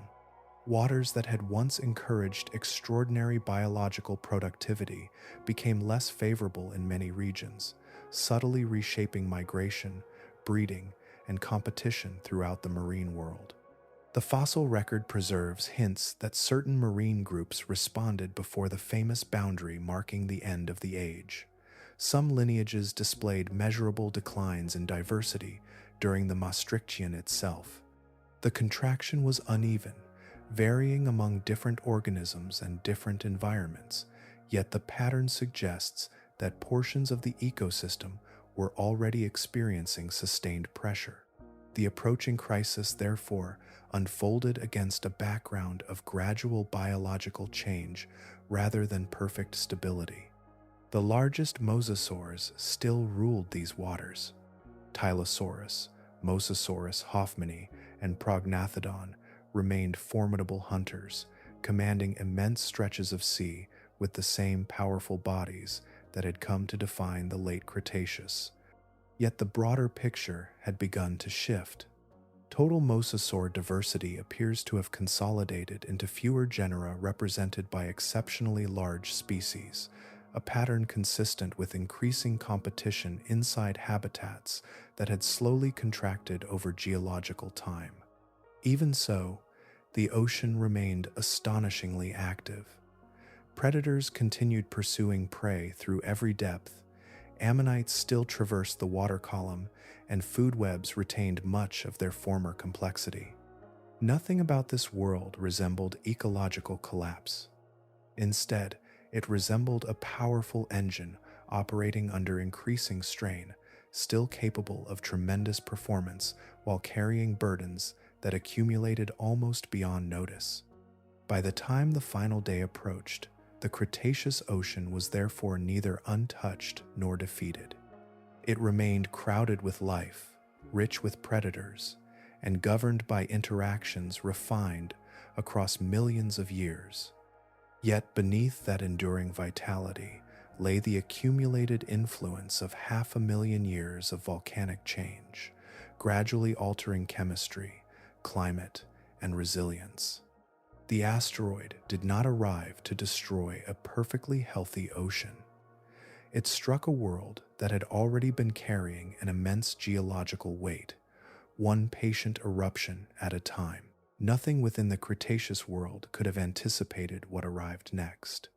Approximately 66 million years ago, an asteroid measuring between 10 and 15 kilometers in diameter, which is about 6.2 to 9.3 miles, struck the shallow carbonate shelf of what is now the Yucatan Peninsula in Mexico.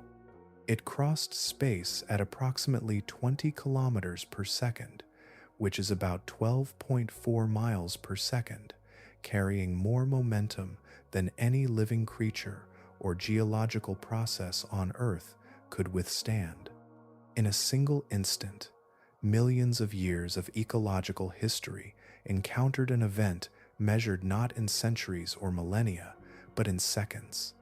The collision released an amount of energy almost beyond imagination. Scientists estimate it equaled approximately 100 million megatons of trinitrotoluene explosive force, roughly 1 billion times greater than the atomic bomb dropped on Hiroshima. It exceeded the combined explosive potential of every nuclear weapon humanity has ever constructed, if they had all been detonated together at the same moment. The crust itself yielded beneath the impact, behaving less like solid rock than flowing liquid under unimaginable pressure. The scar left behind remains visible today, beneath younger layers of stone. The Chicxulub crater measures approximately 180 kilometers in diameter, which is about 112 miles, and approximately 20 kilometers deep, which is about 12 miles. It stands as the third largest confirmed impact crater on Earth, preserving the outline of an instant that permanently altered the history of life. Because the asteroid struck shallow seawater rather than dry land, the immediate aftermath unfolded through both ocean and atmosphere. Seawater, carbonate rock, and sediment were heated beyond recognition, transformed into an expanding column of vaporized rock, steam, and molten debris that surged upward into the upper atmosphere. Fragments blasted beyond the horizon in every direction. Within hours, ejecta had begun circling the globe, eventually falling back through the atmosphere with such tremendous speed that the air itself became intensely heated. Across continents, separated by entire oceans, widespread surface fires ignited beneath this returning rain of incandescent material. The sea responded with equal magnitude. Water displaced by the impact rose into enormous waves that radiated outward through the connected oceans. Some tsunami crests likely reached hundreds of meters in height, which is about hundreds of feet, carrying extraordinary volumes of water across the Gulf of Mexico before spreading into neighboring ocean basins. Geological deposits preserving the passage of these immense waves have been discovered across North America, the Caribbean region, and Europe, recording an ocean briefly transformed into a moving wall extending across entire coastlines. Yet the greatest consequence was neither fire nor water. As the first day ended, the atmosphere filled with soot, sulfur aerosols, pulverized rock, and microscopic particles suspended high above the planet. This expanding veil gradually spread across the globe, reducing the sunlight reaching the surface. The darkness did not arrive all at once. It deepened over days and weeks, steadily diminishing the energy upon which nearly every ecosystem depended. On land, devastation unfolded immediately. Forests burned, landscapes shook, and countless animals perished within hours. Beneath the waves, however, the catastrophe followed a different rhythm. Water buffered marine life from the initial blast, allowing many creatures to survive the first moments that proved fatal across much of the continents. For a brief interval, the great marine predators still swam, ammonites still drifted through familiar currents, and ancient food webs appeared outwardly recognizable. The deeper crisis emerged from below rather than above. Sunlight nourished the microscopic plankton, forming the foundation of the marine food chain, and as that light faded, their productivity declined. The smallest organisms began disappearing first.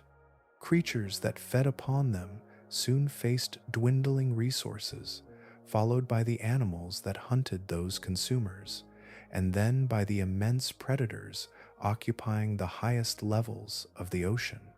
The collapse advanced upward through the food web over months and years, each tier exhausting the living foundation beneath it.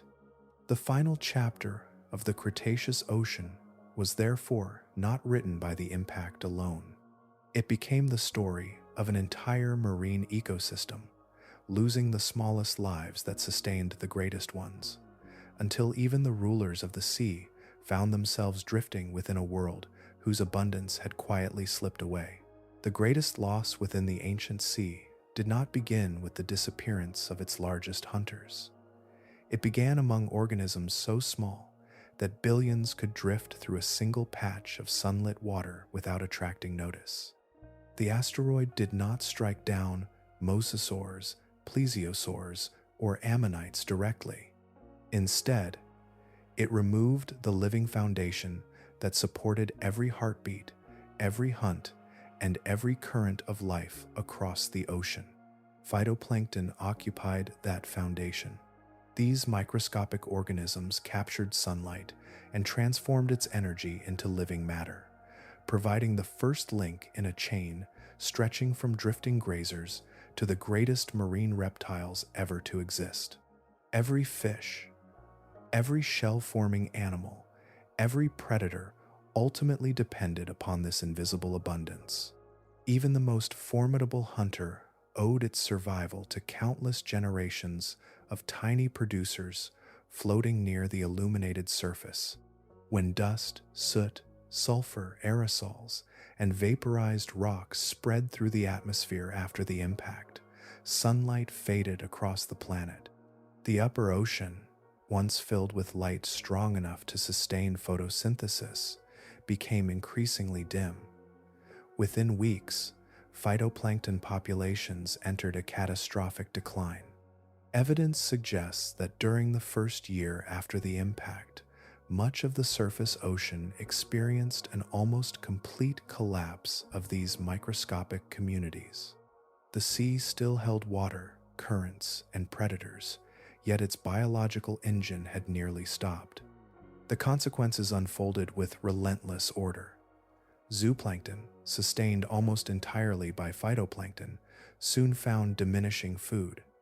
Their own populations contracted rapidly. Small fishes that depended upon these drifting animals encountered empty feeding grounds. Larger fishes, searching for familiar schools, discovered fewer survivors with each passing season.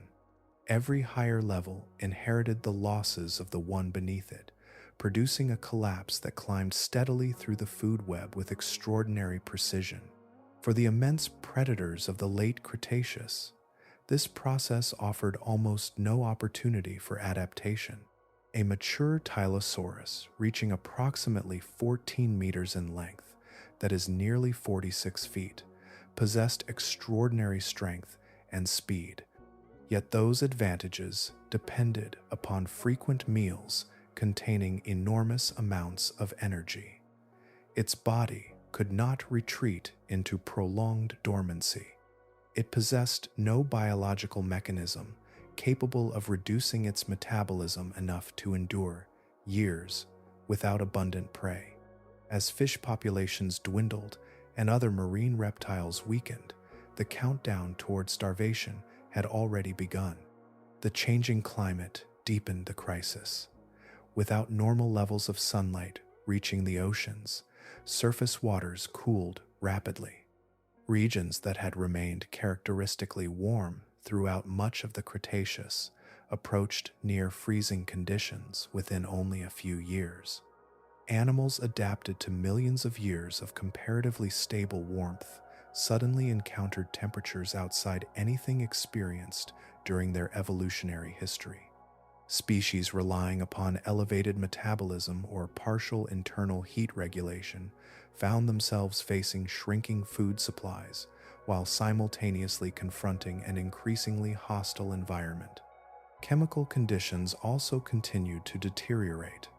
Carbon dioxide released when the asteroid vaporized immense quantities of carbonate rock dissolved into seawater, increasing ocean acidification beyond stresses already imposed during the closing chapter of the Cretaceous. Organisms constructing shells from calcium carbonate faced additional difficulty precisely when survival demanded every remaining advantage. Ammonites, shell-forming plankton, and numerous bivalves endured pressures that struck both their food supply and the very material from which their protective structures were built. None of these changes unfolded in a single afternoon. The marine extinction progressed across months and years, allowing many animals to survive the immediate impact only to perish later from hunger, cold, or chemical stress. The ocean therefore experienced a slower ending than much of the land, yet in many respects it proved even more complete, because the collapse reached upward through every ecological level until almost nothing remained untouched. Eventually, the atmosphere began releasing its burden. Over perhaps 2 to 10 years, sunlight gradually returned to the surface waters, and phytoplankton slowly reappeared where light once again reached the sea. The first stage of recovery had begun. Yet the ocean emerging beneath those clearing skies no longer contained the vast communities that had depended upon that ancient abundance, leaving the returning productivity to nourish a world profoundly transformed by absence rather than survival. What vanished from the oceans after the great extinction was more than a collection of remarkable animals. Entire ways of living, hunting, feeding, and evolving disappeared together, leaving behind ecological spaces that have remained altered ever since. The seas that followed inherited the waters of the Cretaceous, but not the extraordinary community that had once filled them. Every mosasaur lineage came to its end. More than 40 confirmed genera, representing an astonishing diversity of marine lizards that had risen to dominance during roughly 30 million years of evolution, disappeared completely. Swift open-water hunters, powerful shell crushers, agile coastal predators, and forms adapted to distant pelagic environments all vanished together. No surviving population endured beyond the boundary. No hidden refuge preserved their inheritance. Their evolutionary story ended in full. The plesiosaurs followed the same path into absence. The long-necked elasmosaurids, whose remarkable anatomy allowed them to approach prey from beyond the sensing range of a fish's lateral line, disappeared alongside the shorter-necked polycotylids and the massive pliosaurids, whose immense jaws had once commanded ancient seas. This lineage had persisted for approximately 135 million years, surviving 4 previous mass extinctions that reshaped the planet. The 5th proved final. The disappearance of the ammonites reached even farther back through time. For approximately 350 million years, they had weathered planetary upheaval after planetary upheaval, diversifying into hundreds of genera while becoming among the most abundant and scientifically informative large invertebrates in the ocean. Their shells recorded changing environments with extraordinary precision, while their bodies nourished predators throughout the marine food web. Every lineage vanished. Their ecological role, combining immense abundance with remarkable diversity, has remained only partially occupied throughout the approximately 66 million years that followed. Nothing has recreated the scale upon which ammonites once flourished. The immense predatory bony fishes also faded from the oceans. Jiphactinus and its contemporaries represented a level of size and performance unmatched among later open ocean bony fishes. They pursued prey with sustained speed, supported by elevated metabolism, competing directly with marine reptiles and giant sharks. After their disappearance, no open ocean bony fish has returned to comparable proportions despite millions of years of further evolution. Above the waves, another dimension of the ecosystem also grew empty. The great pterosaurs, including Pteranodon, disappeared forever. Their soaring wings had connected sky and sea into a single hunting landscape, allowing predators to travel immense distances before descending toward the surface. Birds eventually expanded into many aerial feeding roles, yet none achieved the extraordinary wingspans that characterized the greatest pterosaurs. The upper layer of the marine food web became permanently different. The enormous protostegid sea turtles also vanished. The lineage that produced Archelon disappeared entirely, taking with it one of the largest turtle forms ever to inhabit the oceans.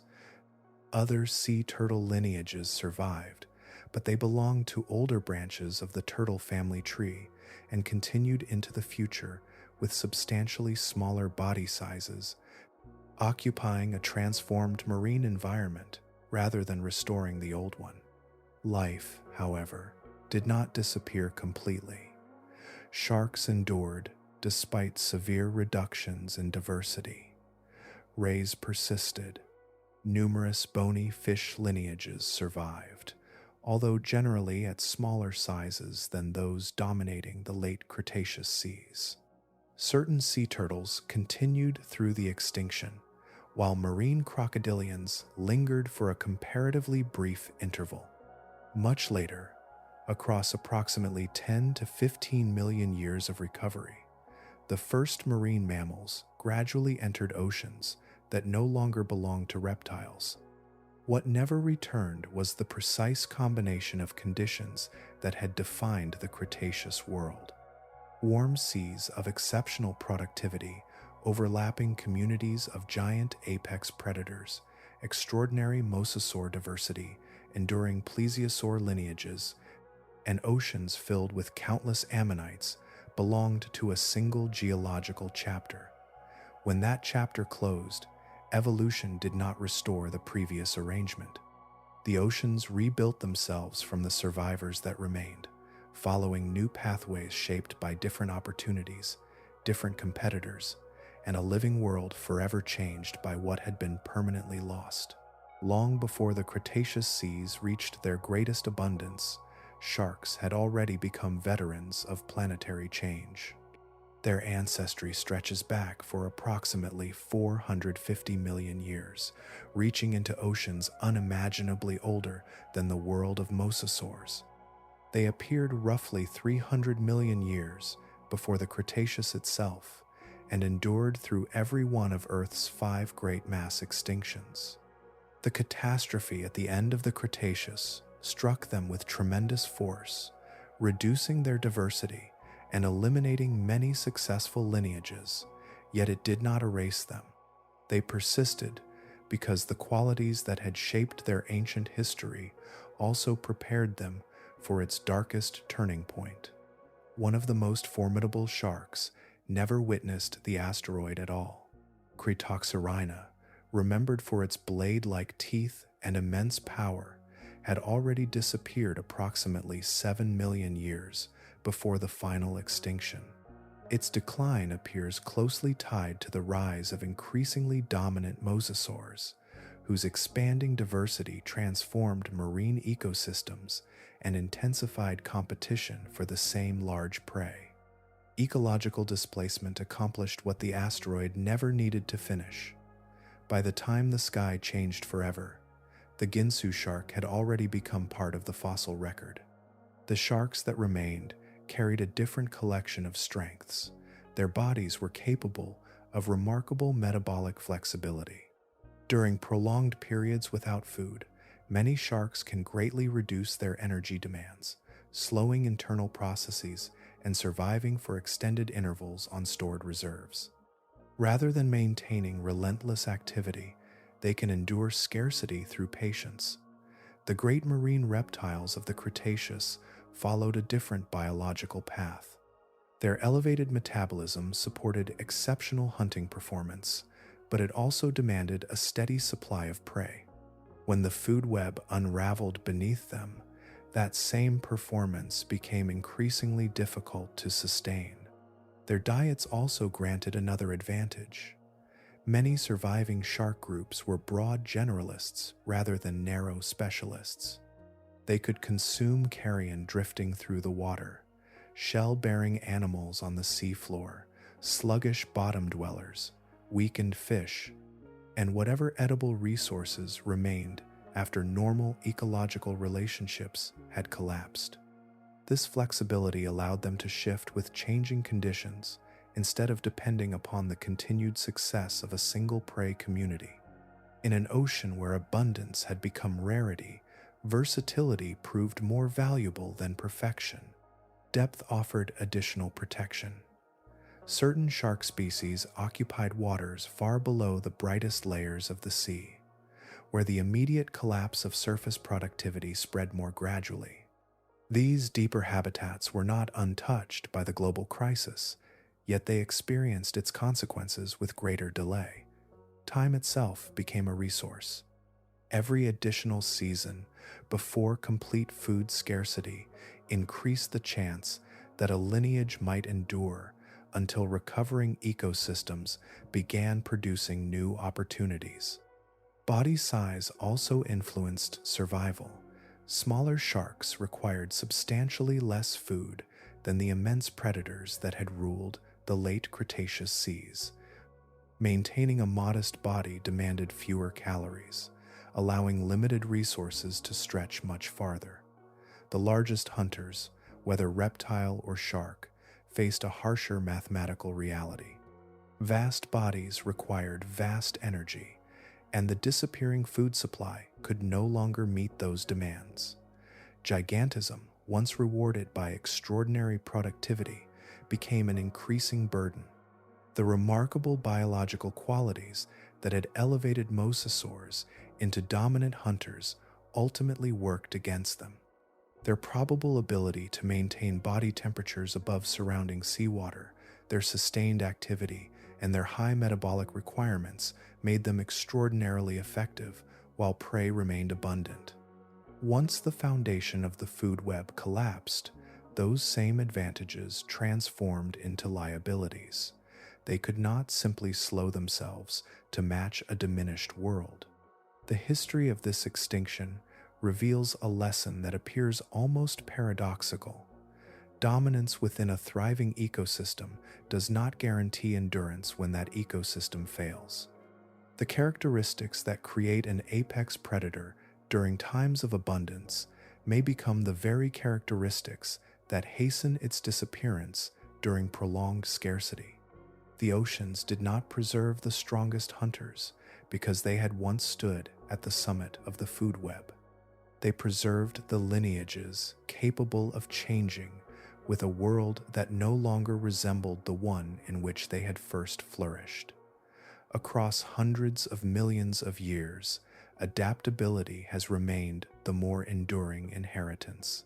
The first light that returned to the ocean found a world almost emptied of its former abundance.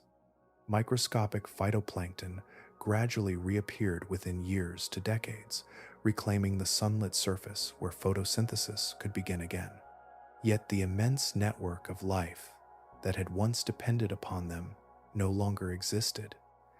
Countless ecological connections had been broken, and rebuilding them demanded far more than the return of the smallest organisms.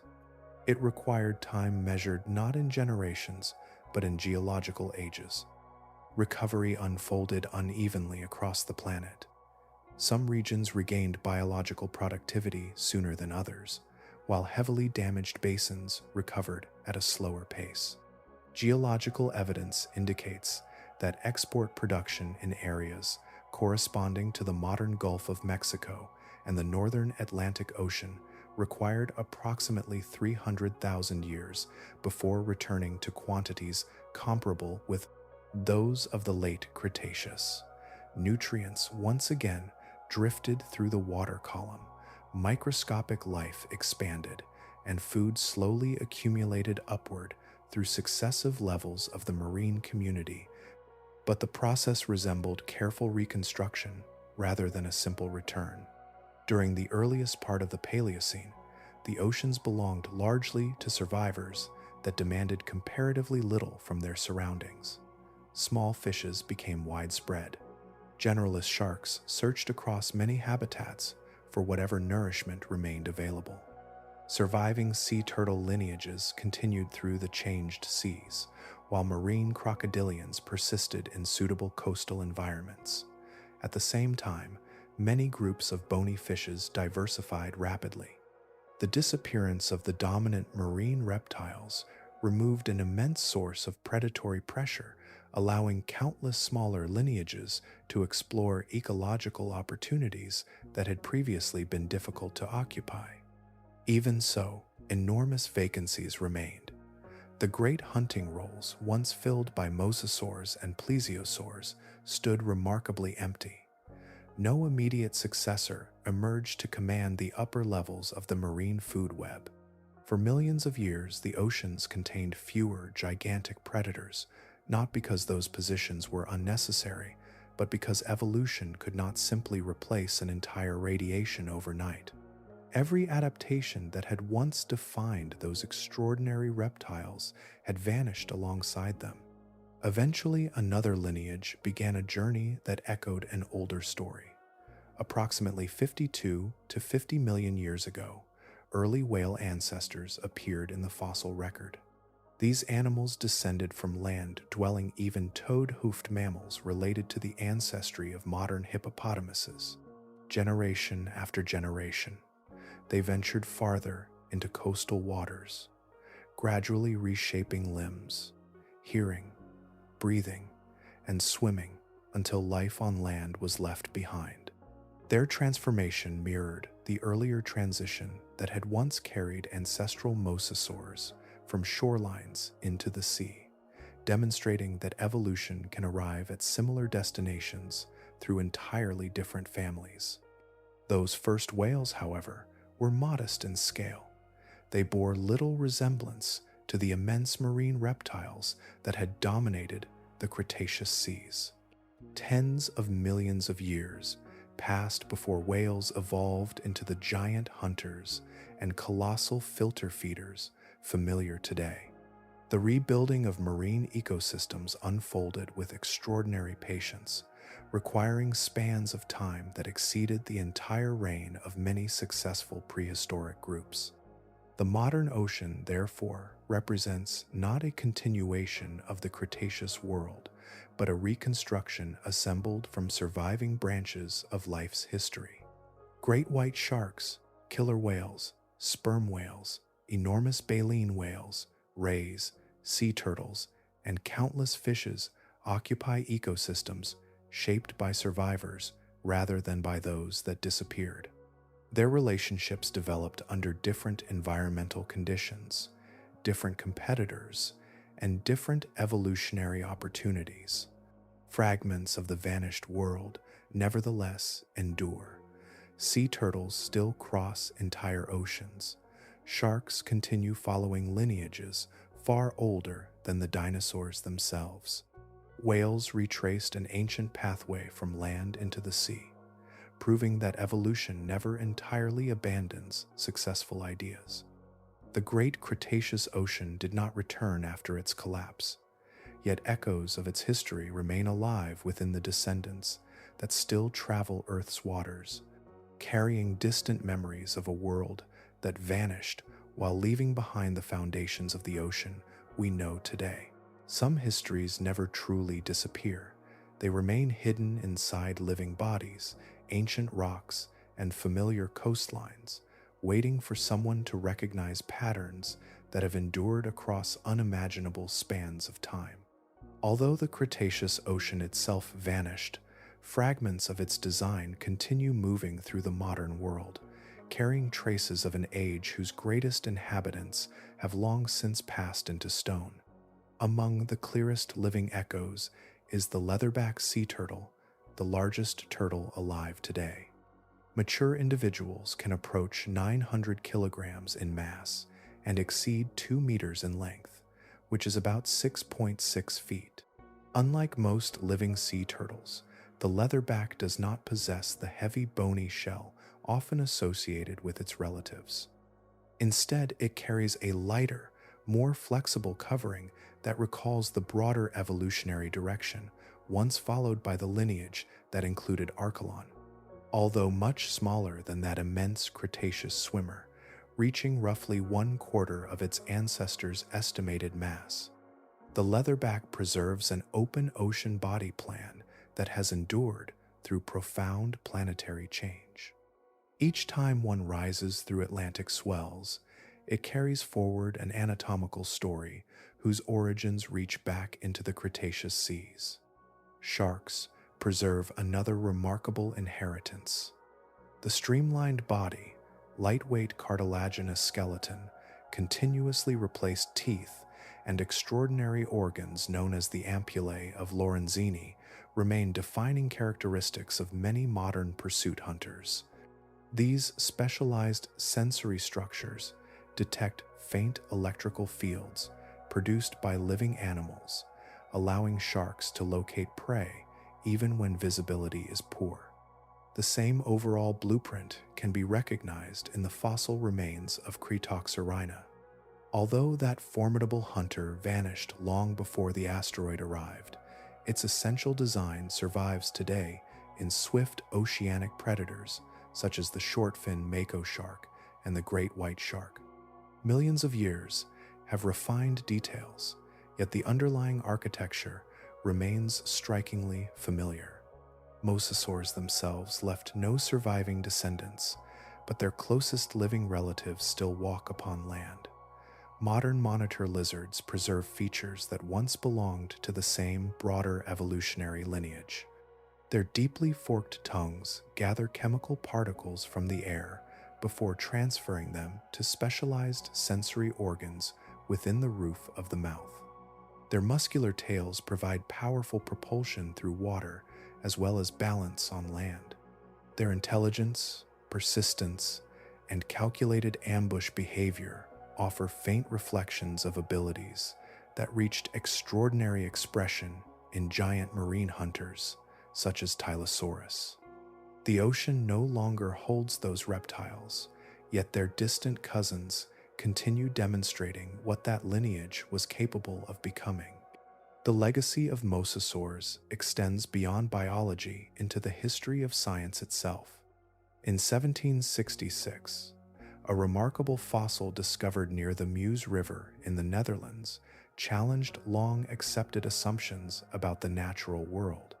European scholars gradually recognized that the enormous jaws belonged to an animal unlike anything living. The realization carried profound consequences. It forced naturalists to confront the possibility that entire species could vanish forever. At a time when many believed every form of life had remained unchanged since creation, that conclusion transformed scientific thought. Decades later, those changing ideas helped prepare the intellectual foundation upon which Charles Darwin would build his explanation of evolution through natural selection. Even the landscapes surrounding us preserve the memory of that vanished sea. The white cliffs of Dover and extensive chalk formations across England, France, and Northern Europe consist largely of compressed remains from microscopic marine organisms, especially coccolithophores and foraminifera. These tiny creatures once floated within sunlit waters, forming the very base of the food web that sustained ammonites, giant fishes, marine reptiles, and every other inhabitant of the Cretaceous Ocean. Their accumulated shells settled across the seafloor until immense thicknesses of chalk gradually formed. The Cretaceous period itself takes its name from the Latin word for chalk, preserving within its title the substance created by those countless microscopic lives. Every voyage across today's oceans passes above descendants, survivors, and enduring reminders of that extraordinary world. Chalk beneath our feet, limestone within our buildings, living turtles crossing distant currents, swift sharks pursuing prey beneath the waves, and monitor lizards searching with flickering tongues, all preserve fragments of an ecosystem that disappeared, yet never ceased leaving its mark upon the earth that followed. Long before grasses spread across broad plains and rivers carved their modern paths, an inland sea covered the heart of North America. It nurtured hunters of astonishing size, filled immense water columns with life, and accumulated layer upon layer of fine sediment across its floor. When that sea finally vanished, it carried away its waves, currents, and horizons, but it did not take its inhabitants with it. They remained where they had fallen, slowly enclosed within mud and microscopic shells that hardened into stone across immense stretches of geological time. Today, those ancient layers form the Pierre Shale and the Niobrara Chalk beneath parts of Kansas, Nebraska, and South Dakota. They lie more than 1,500 kilometers from any modern ocean that is nearly 932 miles, yet they preserve one of the richest records of marine life ever discovered. Beneath fields that now produce grain, and beneath rolling prairie shaped by wind and weather, rest the skeletons of Tylosaurus, Xiphactinus, Archelon, Elasmosaurus, Cretoxorhina, and Pteranodon. Their remains occupy rocks that once formed the floor of an inland sea, unlike any that has existed before or since. The evidence occasionally reaches the surface in unexpected ways. Farmers preparing fields have uncovered mosasaur vertebrae where crops would soon grow. Highway excavations across Kansas have sliced through the pale bands of the Niobrara Chalk, revealing ancient marine sediments in fresh cross-sections. Every exposed layer represents another page from a world that no longer exists above the horizon. Beneath one of the most productive agricultural landscapes on Earth rests the assembled cast of the deadliest ocean ever known, preserved not as legend, but as fossilized bone.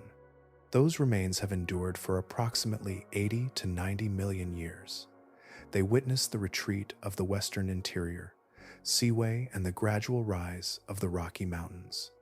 They remained undisturbed as the Paleocene oceans slowly recovered from catastrophe and as the warmth of the Eocene reshaped climates around the globe. They persisted through repeated ice ages that transformed continents and redirected rivers. Long before the earliest members of our own species appeared, the skeletons were already ancient. Every civilization ever built, every language ever spoken, every kingdom, empire, and nation has occupied only the smallest fraction of the time that those fossils have rested beneath the ground. Standing upon the Great Plains with that knowledge changes the landscape in subtle ways. The broad horizon no longer marks only fields, roads, and distant skies.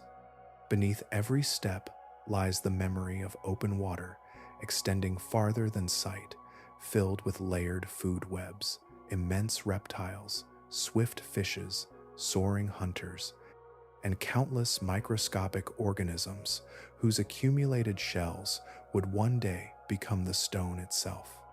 The ordinary surface conceals an ocean floor shaped by millions of years of relentless evolution, competition, and survival. Nothing about the plains announces that history allowed. The water has vanished. The tides no longer rise across those sediments, and no shadow from a mosasaur passes overhead. Yet the rocks retain every chapter with remarkable patience. Bone, tooth, shell, and chalk preserve the record with a fidelity that no written chronicle could equal. Each newly uncovered fossil confirms that this landscape has lived many different lives, each separated by spans of time almost beyond imagination. The sea disappeared, the mountains rose, and fertile soil gradually covered the ancient sediments, but the past was never erased. It settled beneath the wheat, beneath the highways, beneath the towns, waiting through the ages until curious hands uncovered it once more.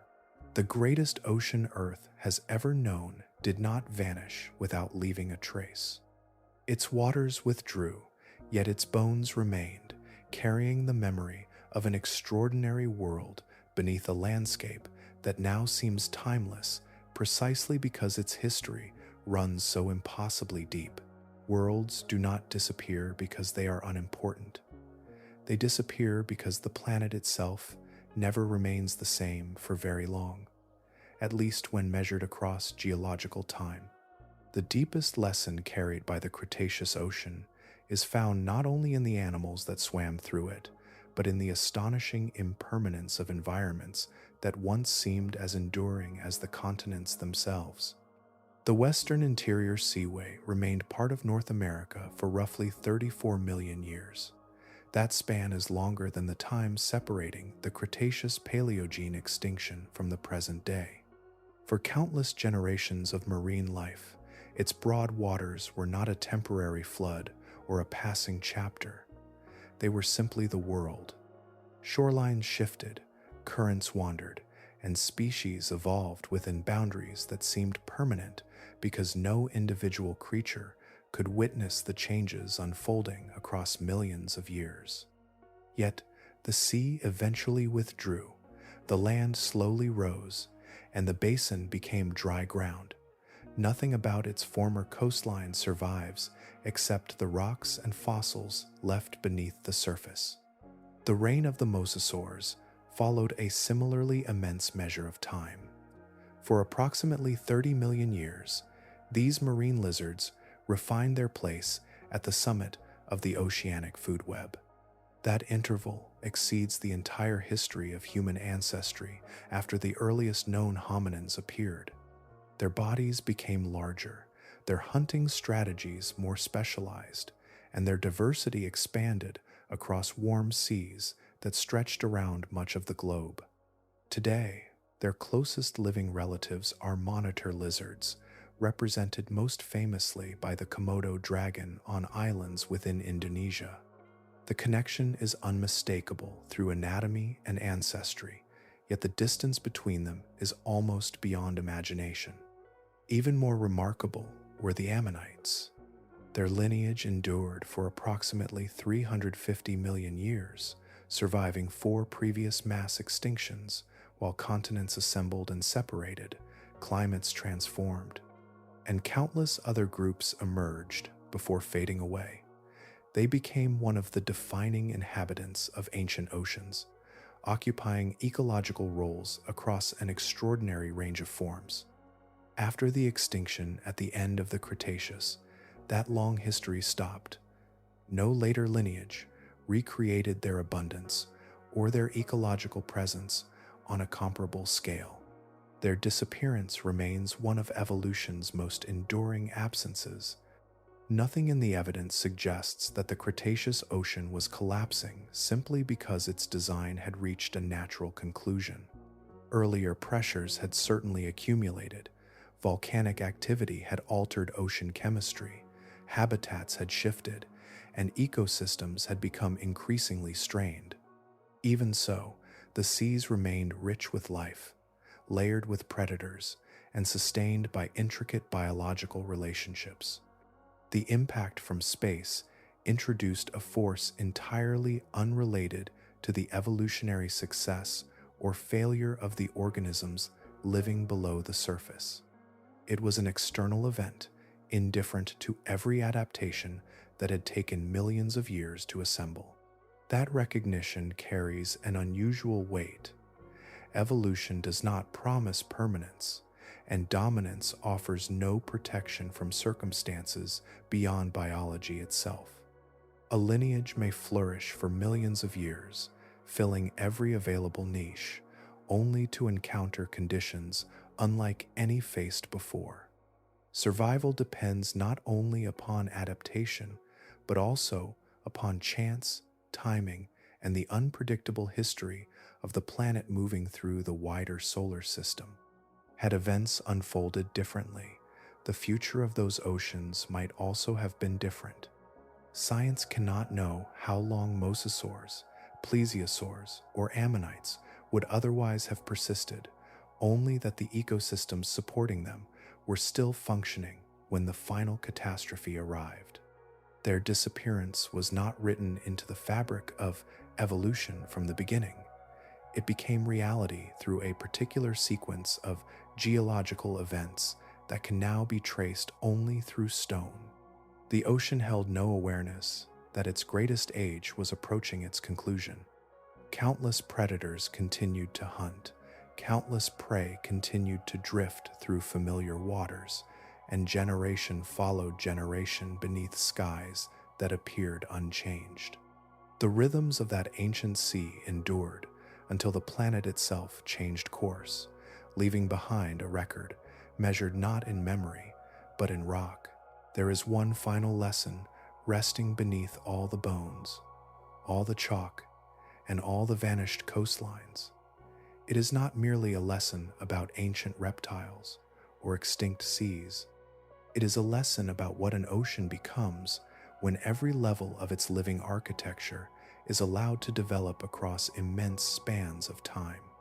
The modern ocean contains extraordinary predators, remarkable migrations, and ecosystems of astonishing beauty.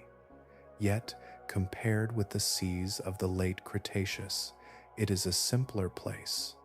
The fossil record suggests that no marine ecosystem during at least the last 100 million years has matched the combination of predator diversity, food web depth, and ecological layering that characterize the great inland seas and connected oceans of that world.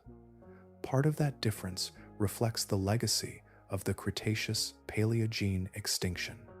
Marine ecosystems rebuilt from surviving lineages over the following 66 million years, but they did not recreate the exact structure that had existed before.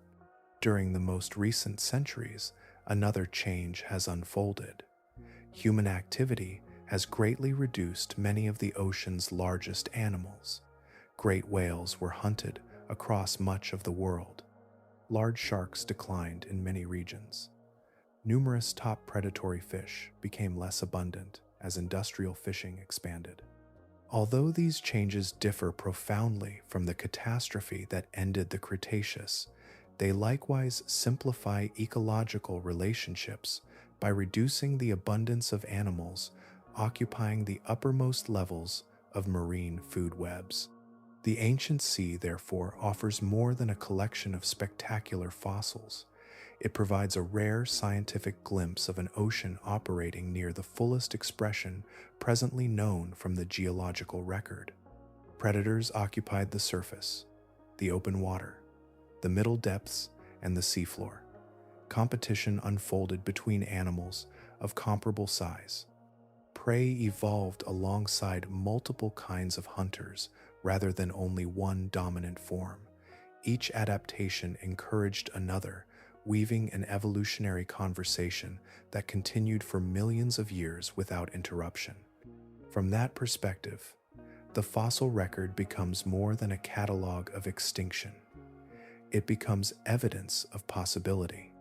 It reveals how intricate marine ecosystems can become when warmth, abundant nutrients, extensive shallow seas, and immense spans of evolutionary time exist together.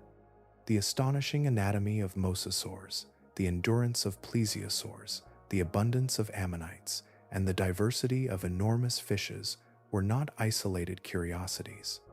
They emerged from a world whose ecological complexity allowed such forms to evolve. The oceans of today still obey the same physical laws. Water continues to circulate through currents that connect continents. Evolution continues to refine predators and prey alike across every generation. Natural selection has not changed its direction, only the conditions through which it works. The potential for remarkable complexity remains embedded within the living systems of the sea, shaped by climate, geography, productivity, and time. The modern world simply represents a different chapter in that continuing history. Perhaps that is the most enduring message preserved within the rocks of the Western Interior Seaway. The Cretaceous Ocean was not an impossible fantasy produced by a different planet. It was Earth itself, arranged in another configuration, demonstrating what marine life could become under circumstances unlike those of the present. Its creatures were neither mythical nor exaggerated. They were the natural outcome of conditions that truly existed far beneath the wheat fields of Kansas, within layers of chalk laid down by microscopic organisms long before humanity appeared. Enormous skulls, vertebrae, shells, and teeth still rest exactly where stone enclosed them. They no longer belong to an ocean that can be sailed, yet they continue to describe one that was real. Every fossil points toward waters that vanished millions of years ago, reminding us that the greatest ocean our planet has ever known has not disappeared completely. It survives wherever the rocks remember.